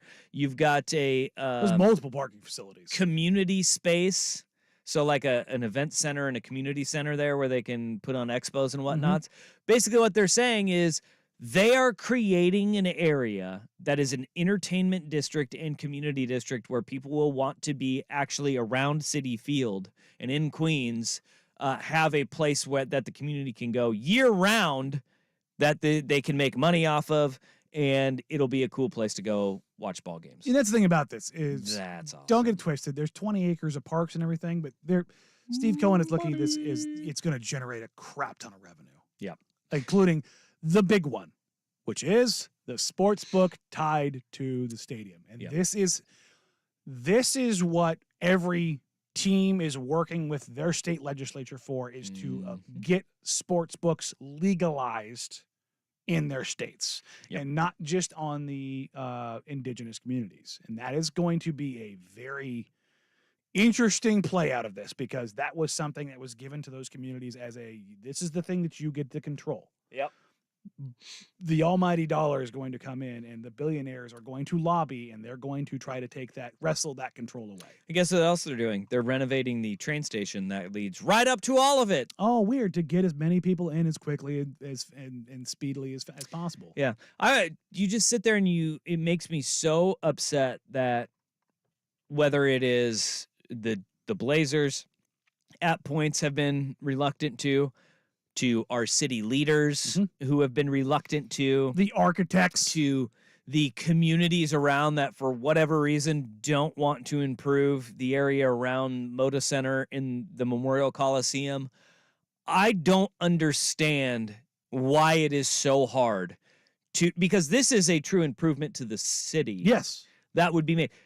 Because there was a time where Paul Allen bought up land up and down the river to do something like this, and Larry Miller used to call it Jump Town, is what they wanted to call it, and they wanted to make Jump Town what this is 20 years ago. It's like Blazers vision. They had Paul Allen wasn't just a Microsoft guy who stopped there. He was way ahead of his time with everything.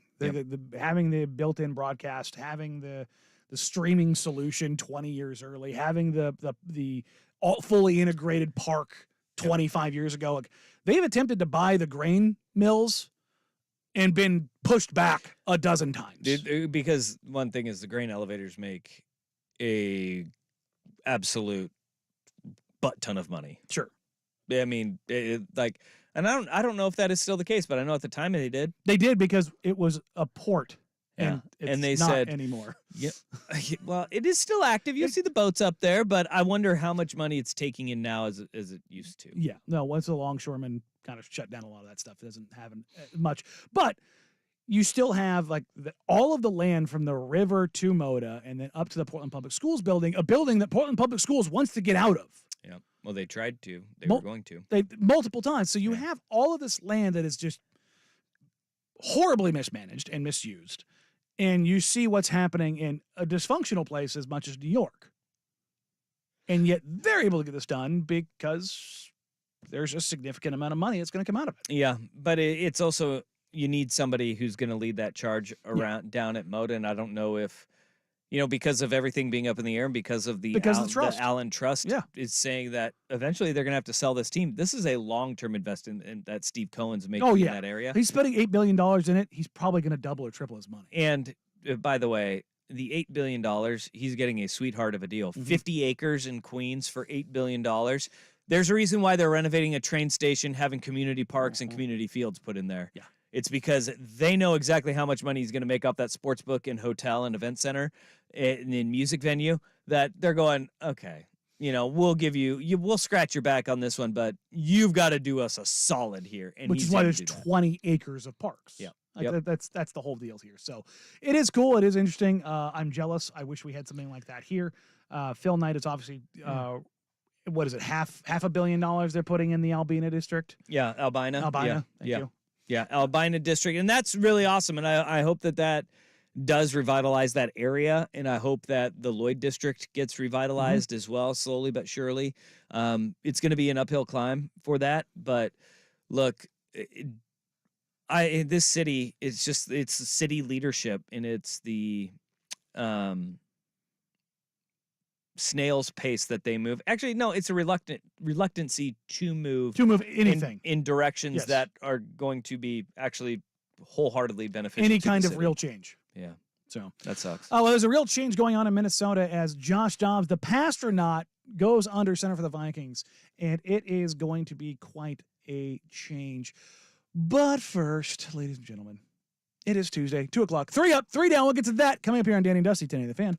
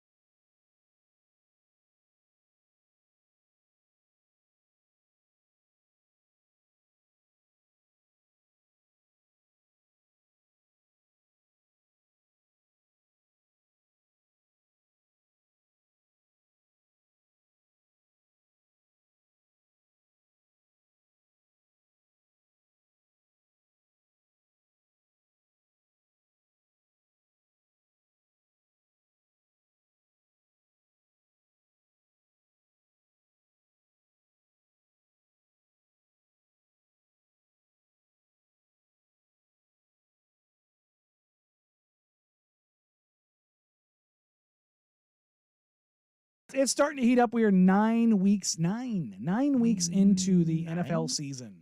9 times. 9 times. And 3 up, 3 down from the both of us doesn't equal 9, but it is the number that we have to go off of. Hey, 3 times 3 is. Babe. Jeff Russ, get us underway with that sweet, sweet NFL music. I'm mathed. Go ahead. It's going to give you a little clap. All right, 3 up, 3 down. Starting with 3 up. Ladies and gentlemen, the Tennessee Titans came into this morning with the unofficial depth chart as Ryan Tannehill as their number 1 quarterback. Well, the official depth chart came out, and Will Levis has been named the number 1. Billy Jeans. Look, the Titans made the right move, and Will Levis, he gets the up because, look, man, the guy's out here performing. I'm really interested to see what he does down the home stretch of the NFL season. No doubt about it. That's an awesome story, too, Mr. Coffee Mayo and his coffee. My first up, Lamar Jackson. Lamar Jackson is playing outstanding football. Not only is he leading the NFL in completion percentage. That's right. Lamar Jackson, he who hath been criticized for his accuracy and ability to throw the football, is leading the NFL in completion percentage, and he also leads the NFL in rushing yards for quarterbacks, 440 yards. Not too shabby. Yeah. You know the only other guy to do that? Steve Young. Oh. Steve Young. You know what year he did that? 1994. Yeah, yep, that would be it. That would be the year It's a pretty good year for the he, Niners. he got the monkey off his back, and they won a damn Super Bowl in convincing fashion. Now, am I saying the Ravens are going to win the Super Bowl? Yes. No. No. They've got to get healthy, but that's the thing that's the most impressive part about this Ravens team and what they've been able to do is they are still banged up and significantly banged up. They have, if they continue this run and they start getting more healthy, they are the scariest team in the NFL right now. And they have the largest point differential in the entire NFL, plus 115. They are the only team in the league. And they haven't beaten somebody by 50. Plus 100. Yeah. It's incredible what they're doing right now. You love to see it. Unless you don't like Lamar Jackson or the Ravens. I'm not anti-Lamar. I love him. I've always been prove it. Yeah. And now he's proving it. So I'm going, sure is. There you go. Yeah. Just give your nods. Speaking of giving nods, everyone in the Raiders locker room gave the nod to Antonio Pierce and not to Josh McDaniels as they unceremoniously threw his ass out. Thank God. There you go. We'll get to that audio here in a little bit from Jake Laser because, my goodness. But I'm giving it up to the Raiders who came out and did the thing that they should have been doing from the jump, which is giving your $13 million running back some carries. The Raiders, again, they played the Giants. They're the worst team in football. They're horrendous. There's nothing redeemable about that franchise in any way, shape, matter, or form right now. But the Raiders went out and did what they're supposed to do to that kind of franchise, and they dump trucked them. Yeah. In every facet of the game. So Raiders, they did it. Congratulations. You got rid of Josh McDaniels, and you went out and you looked like a functional NFL franchise. It's a good week to do that against the Giants, though. It's good. It's good when you can do that against the Giants. My second up is the the Texans rookies. A totally different team. The Houston Texans rookies, C.J. Stroud, the number 2 overall pick, 30 of 42, 470 yards, 5 tutties, 0 interceptions. That'd be a quarterback rating of 147.8. He has been lights out. The most starts ever with 300 or more passing yards, 2 or more passing touchdowns, and 0 interceptions from an Ohio State quarterback. 5. That is total. C.J. Stroud has 3 of those 5. Yep, he's bucking a lot of trends. C.J. Stroud has been awesome. But you know what? Will Anderson picked up his 2nd sack of the year, and he's starting to heat up as well. You know, they gave up a big haul to move up and get Will Anderson again. But he is starting to catch a rhythm. It's been a slow burn, but he's got 25 pressures on 202 attempts rushing the passer. It's going to get better, right? It's going to get better. But you're starting to see how good he can be when he's starting to get home on those pressures that he's getting to the quarterback. So the Texans rookies, they kind of got mocked for moving up and getting Will Anderson. It was good luck with the Ohio State quarterback. Well, both those picks are looking pretty dang good right now. Now, speaking of draft picks, my third up is for the Giants because, ladies and gentlemen, they are so bad that there is almost no doubt that they're going to get one of the top quarterbacks available in the NFL draft. I found a bright side. Got it. Ryan Cooley, if you're listening, there you go. There's your bright side of your terrible, terrible Giants. Dang. All right. Well, then I will give you the downside, but it is an up for the Dallas Cowboys after a crippling loss to the Philadelphia Eagles. We'll talk about it in a little bit. Look, there were plenty of opportunities for them to win that game. Sure. They lose in heartbreaking fashion. They come into this week against the New York Giants, and this is a great feeling as a fan base. Even off of a loss, you have the biggest point spread of the week, and it's a massive one. They are 16.5-point favorites. You're kidding. Over the New York Giants. 16 and a half. Is that the largest spread in NFL history? Nah, I don't think it's the largest one in NFL history, but pretty big. Pretty big. You don't blame Vegas, though, because that's an enormous spread. Well, Daniel Jones goes down with a knee injury. Yep. Tyrod Taylor is not going to be playing. Ribs. So they went out and they picked up quarterback off the scrap heap. I mean, what are they going to do at quarterback in this game? And they have to go on the road. Oh, it's in Dallas? Yeah. 16.5 with an over-under of 38.5. I'm not touching either of those lines. Goodness gracious almighty. That's too big in the NFL. They're saying that game is going to be like 26-10. Which is believable. Take the under and it's 26-10. That's a believable line, but still, that's such a massive spread. My God. 27-11. All right, on to the downs. The Bills, man. They haven't beat anybody. They haven't beat anybody. You look at their wins this year. The Raiders, the Commanders, the Dolphins, the Giants, and the Bucks. The Dolphins is the one win that they have, and that was the Dolphins coming to their place. Yeah. The Bills and the Dolphins are looking at the mirror at each other going, this is a full Spider-Man meme. Yeah. Yeah. The Bills are the slightly better version of the Dolphins right now, where they can't beat anybody that's functional. And I gotta wonder what's going on in Buffalo. It's head scratching, and it may be, the offense has been on a slow decline since they lost Brian Daboll, but I don't know, man. My first down is the Dolphins and teams with winning records. They are 6-0 against teams that are under 500. They are 0-3 against teams that have a 500 or better record. If you go back to week 3 of the 2022 season, that is the last time the Dolphins beat a team with a winning record. Week 3 of last season when they had a 21-19 win over the Buffalo Bills. It's brutal, man. It is brutal to watch them because they are exciting. They are good, but they're front runners right now. And I think really a lot of it has to do with, do you have the quarterback that can rise the tides and keep you elevated? And that's Tua at that point. And what he did in Germany at the end of that game does not make you feel much better. That throw on third down and goal was mind-numbingly bad. And even if it is a misread, you misread that thing because the receiver made the right read by gearing it down. And then the jump on the ball on fourth down, it's fourth down. You have to stay up by any means if you want to win the game. You don't jump on the ball. Yikes, dog. Brutal. Speaking of brutal, Dragonfly Jones, you follow him on Twitter? I do. He had a tweet about the Cowboys this weekend. The last line, he called them God's dumbest soldiers. Oh, the Cowboys fans, because they show up knowing full well that in the biggest of moments since the Tony Romo fumble, they are going to fail. Sure. And they find ways to fail and break your back the bigger the moment. That fumble in Seattle. Over and over and over again. Dak has a tremendous game, and yet they find a way to let you down every single time. So I'm going with the Cowboys and Cowboys fans because they keep getting Charlie Brown. Okay. Stop believing in this team. All right. My second down is the 7th seed in the NFC.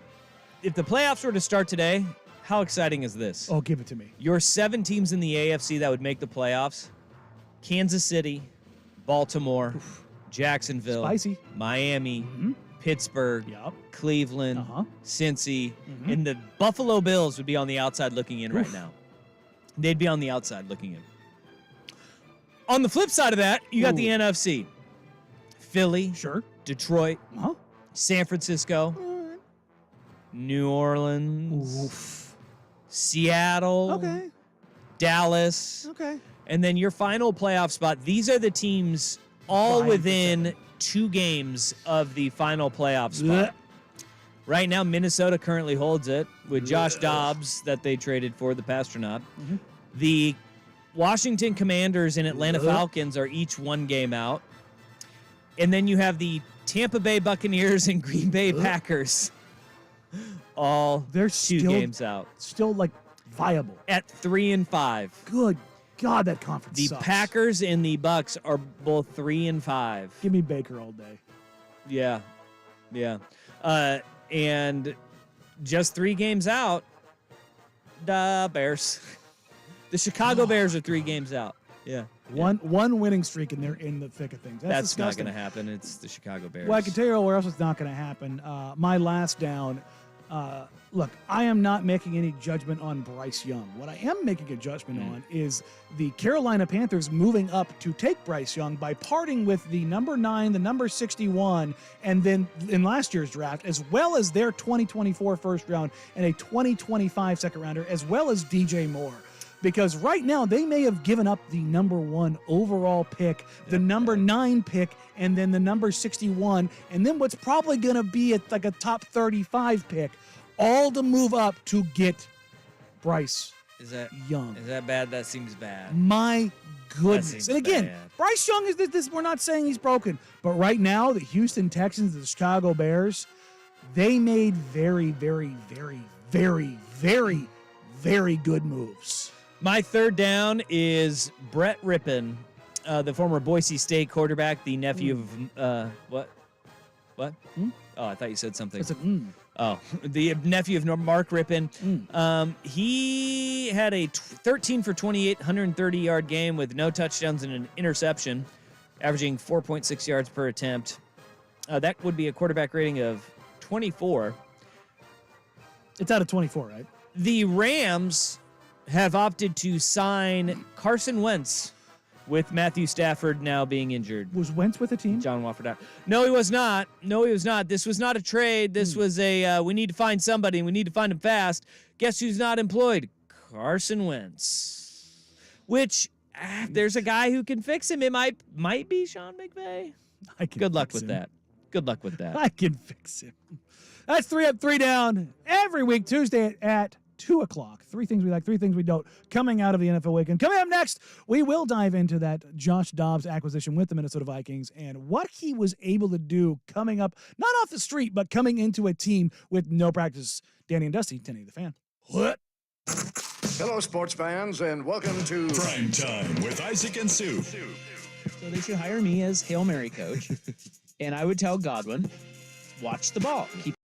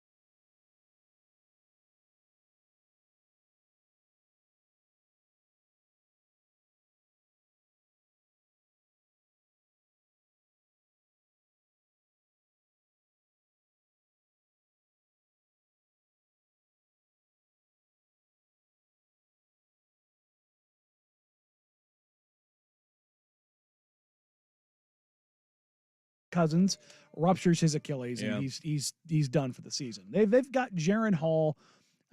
He was off their practice squad, correct? Yeah, BYU. Mm-hmm. I know. Jaron Hall, BYU. I think it was Arizona State. He may have won like a game at Arizona State back when they used to have expectations.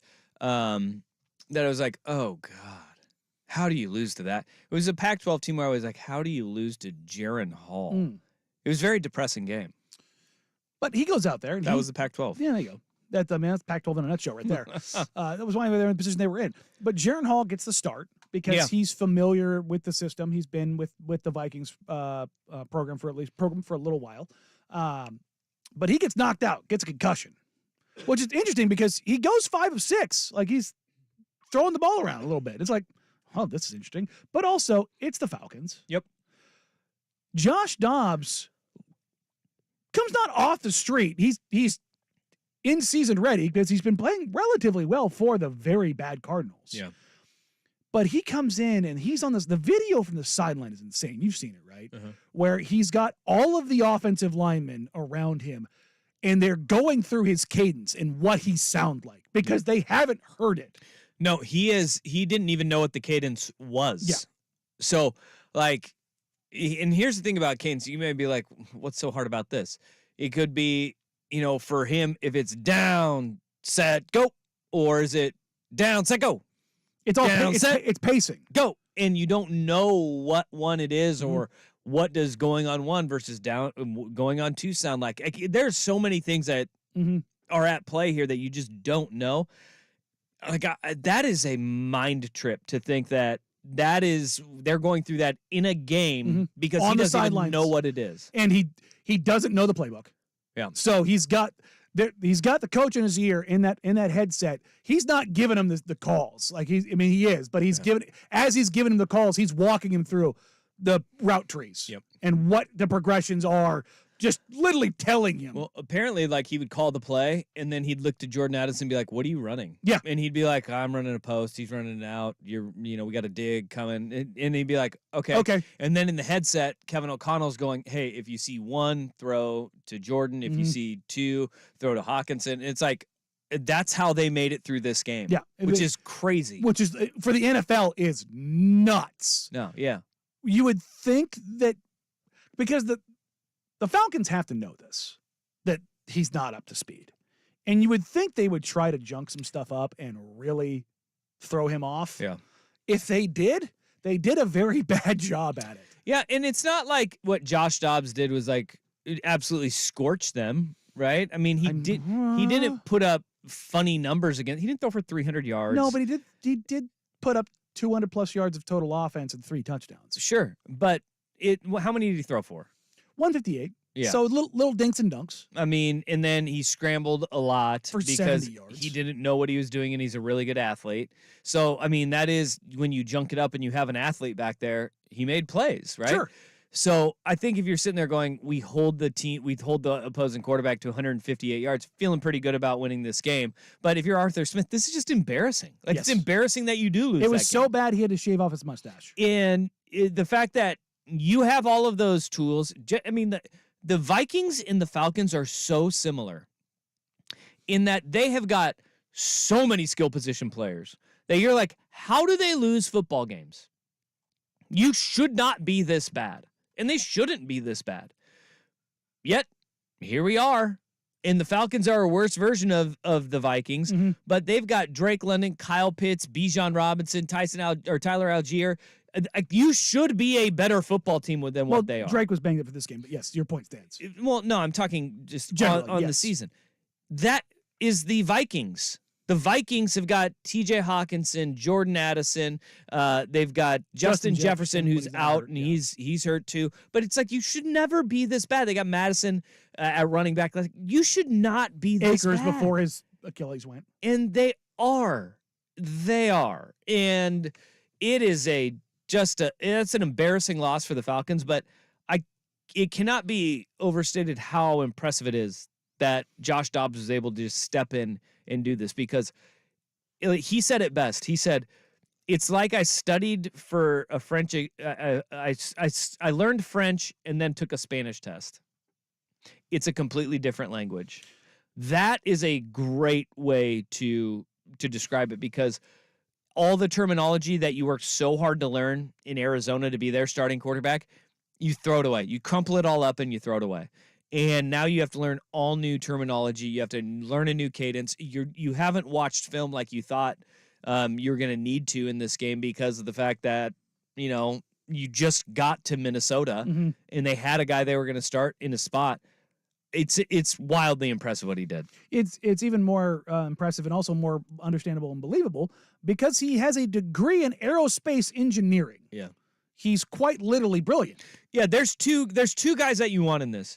In this situation, you want a guy who is, the pastronaut and has gone and done internships at NASA. or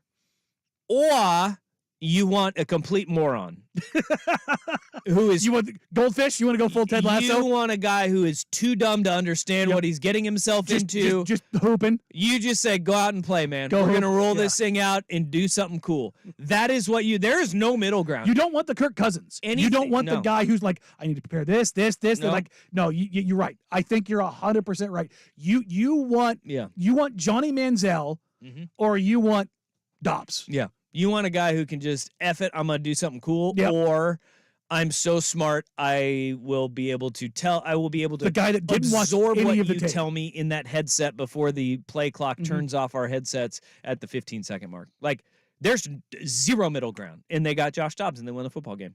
That's really cool. That you know what? I think just going completely off script or completely just like freewheeling, like, okay, there's freewheeling, but we understand the steps to this. Yeah, that's what you need. And his athleticism and his ability to run for 50 yards, too. Super useful. It was good. Will it be great for them, like, long-term? Absolutely not, no. Josh Dobbs caps out. But in this moment, against that team, it was good. I like it. And good enough to win. I like it. It's a fun story. Yeah, it's an awesome story. Oh, it makes me want to buy a Josh Dobbs jersey. You can get one. Can you get a Vikings They one? had them in the fan store. They made sure they the were team smart. took a picture of, like, it's only like it was on the jersey rack and there's only one. Was it a jersey? But then there's full on jersey. Wow. But then he was like right next to, I can't remember whose jersey. It was like Justin Jefferson was right next to him. And there's like 50 of them and there's like one Dobbs. But you can get it. They made sure to tweet it out too. Smart. It's good. It's good branding. Good marketing.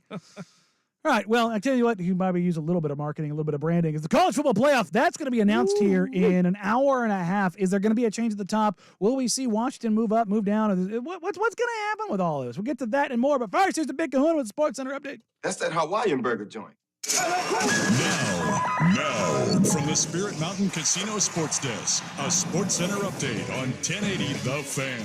First on The Fan, indeed, the second college football playoff rankings of the season will be announced this afternoon at 4 o'clock on ESPN, along with number 5 Washington and number 6 Oregon, the highest one-loss team. Each of the top 8 teams won last weekend. Titans head coach Mike Vrabel said today rookie quarterback Will Levis will be the starter moving forward, with veteran Ryan Tannehill assuming the backup role once he's healthy. Multiple reports had the Rams signing free agent quarterback Carson Wentz to their practice squad. NFL Network's Tom Pelissero reports the team is also waiving Brett Rippon just 2 days after starting against the Packers. Bleacher Report's Jordan Schultz reporting the Cowboys signing former Steelers wide receiver Martavis Bryant to their practice squad. Bryant was suspended in 2018 for violating conditions of his reinstatement in 2017 for a previous substance abuse policy violation. CBS Sports' John Rothstein reporting Kansas has amended head basketball coach Bill Self's lifetime contract. He'll make over $13 million this season, making him the nation's highest paid coach. And the A's have exercised the 2025 option on manager Mark Kotze. More sports scores and stories in 30 minutes.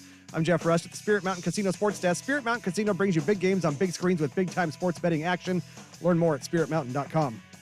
Your favorite fan shows are on YouTube. Mash the subscribe button and like us for live streaming video and 1080 The Fan on demand. This is Rick Jones.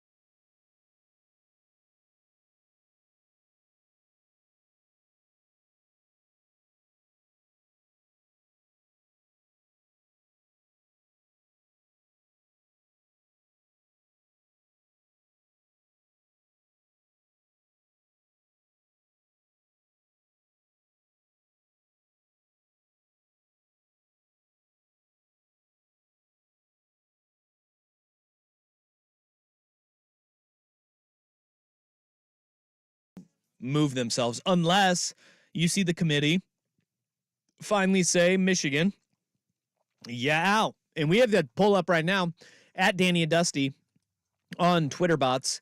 And you can go in there and you can vote about who you think should be in the college football playoff, or if Michigan should or should not be allowed. Currently, we got a couple hundred votes, and it says, should Michigan be allowed in the college football playoff? No, 62% of the vote. That's been steady throughout the entirety of it. So go and vote at Danny and Dusty if you want to have your voice heard on that. I just retweeted her right there. But unless the playoff committee has a change of heart, I don't think that we see any sort of movement, because all they did is go out and beat Purdue 41-13. Ohio State beats, although slow out of the gate, they beat Rutgers 35-16. Georgia 30-21 over Missouri, which is the 12th ranked team in the country just a week ago. And then Florida State beat Pitt 24-7. None of those things say Washington should jump any of them, right? Maybe you knock Ohio State down to 2 and Georgia back up to 1 just because of game Quality control. of win. Yeah, well, and game control, They just didn't. They weren't as impressive from start to finish. But I don't see Washington leaping anybody. What I will find interesting, if we're talking about who leaps someone, I'm looking at Oregon State. Like, how many teams does Oregon State jump this week? Because they have a win against, albeit it's Colorado in the Pac-12 after dark, but if you want to talk game control, they controlled that game. And ahead of them, the team's directly ahead of them. So Oregon State was ranked 16th last week. Nobody behind them had a win over a ranked program, okay, except for Oklahoma State, which was 22nd, and they beat number 9 Oklahoma, okay? But the teams in front of them that lost, number 15 Notre Dame lost 31-23 to Clemson. Number 14 LSU lost 42-28 to Alabama and picked up their 3rd loss of the season. And that game wasn't quite that close. Yeah, it was. I mean, it was for, the beginning. For the beginning. And then again, back to the game control. And then Jalen Milroe ran all over them. That's right. He said, okay, I'm done. I'm game over. Let's go. You had Missouri at 12, lost by 2 scores to Georgia. Oklahoma. And then Oklahoma is the other one, which they dropping from 9th. I would be surprised if they fall behind Oregon State, but I could see Oregon State moving up 3 spots. I could see them moving up to 13th. Well, I wouldn't be surprised by that one bit. If you look at the top 25, AP top 25, Oregon State moved up 4 spots to number 12. Yeah. In the coaches poll, they moved up 6 spots where they were further back from 19 to 13. Okay. And that's notable because that's how humans vote here. But remember, the committee's still trying to prop up Texas. And the further that they drop down Oklahoma, the harder it is to prop Texas up. Sure. And it's stupid. We got to think this way, right? We have to think, how can this committee prop up Texas the most? Because we saw after they lost to Oklahoma, the committee still had them 2 spots ahead of them in the rankings, right? So they're saying, all right, we got to justify this. And now you have to justify it even more because Oklahoma picked up a 2nd loss. So that is going to be a fascinating one for me in how they do that. We could see Oklahoma State have a meteoric rise in this thing too. So the Oregon State Beavers are one that I'm really interested to see. And then I think we see your Trojans fall out of the rankings. Oh, yeah. No, but I fully expect that. You know what is good for them, though? What's good for them is that Air Force lost too. And Arizona probably moves into the rankings. Arizona should. Arizona is deserving of being a top 25 ranked team. They 100% are. So those are things I'm interested in. I think Oregon just kind of stays where they're at. At some point, I wouldn't be surprised if we start seeing some jostling around with Alabama, especially. But I don't think it's this week. I think it might be next week. And I remember I forewarned this one after the Tennessee game. I said, just wait for the conversations to start. Alabama being a college football playoff team, here they are again, even though I think at that time they were ranked like 11th in the country. Alabama is going to be in this conversation for a college football playoff. Plug and chug. They've got 3 games left against Kentucky, Chattanooga, and Auburn. They will win all 3 of those games by 11. And they will be in the thick of this college football playoff How conversation. spicy do we get if Ole Miss beats Georgia? Now we're talking. Bama 1 loss, Georgia 1 loss, Yeah. Ole Miss 1 loss. Yes. That's not good for the Pac-12, by the way. Like if that happens, and then that's not good for the Pac-12. Like if you are a Pac-12 want to get in the playoff in the final year, you got to make sure Ole Miss does not beat Georgia this week. That'd be not good because they're going to find a way to get 2 teams in. Is there a They would world want that to. exists that 2 SEC No. and 2 Big Ten teams get in? No. Ohio State, Michigan. No. As long as Florida State and That's true. They're undefeated. Washington take care of their business, then no. But like if you're talking about there would be a 2-loss team potentially in the SEC for this theory to happen, and I don't because think 2 losses they'd getting in. meet in the SEC title. I don't think that would happen over a 1-loss Oregon or Washington. Yeah, You don't think, but not right now. Not with based on what the committee told us last week. No, but things can change. this weekend is so huge for Oregon. Yeah. They need to come out and kick the crap out of my Trojans. They do. Yes, they do. They need to pummel them. I mean, they need to drop the hammer this week, and then they cannot let their foot off the gas against Arizona State because I don't know if anybody noticed what Utah did to Arizona State last week. Good God. Yeah. Utah let out their aggression on Arizona State. They said, "Oh, we're back. We're not going to let that happen again." 55-3. Did you see what they outgained them? Oh, God. They outgained them. I want to say it was close to 599. What do you think Whittingham fed those guys last week? I don't know, bacon because pig farmer quarterback. They outgained them 513 yards to 83. That's like FCS matchup. That's like week 1 FCS school matchup. Yeah.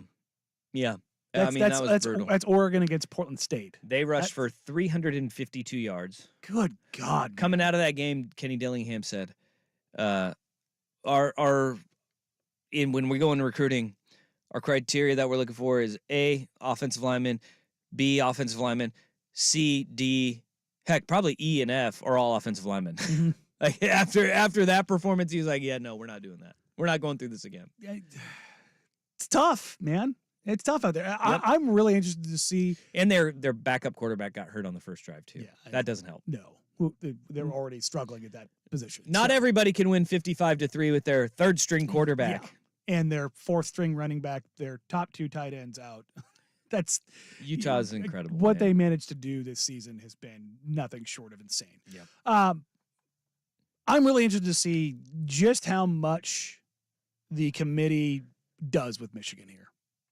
Or doesn't do with Michigan here. It didn't bother him last time. I'm fully in the shut up about it, make them pay a fine. Let the kids play. The kids are not a part of this. Mm-hmm. If you want this to stop, it can't be we're going to take scholarships and make it miserable on your kids.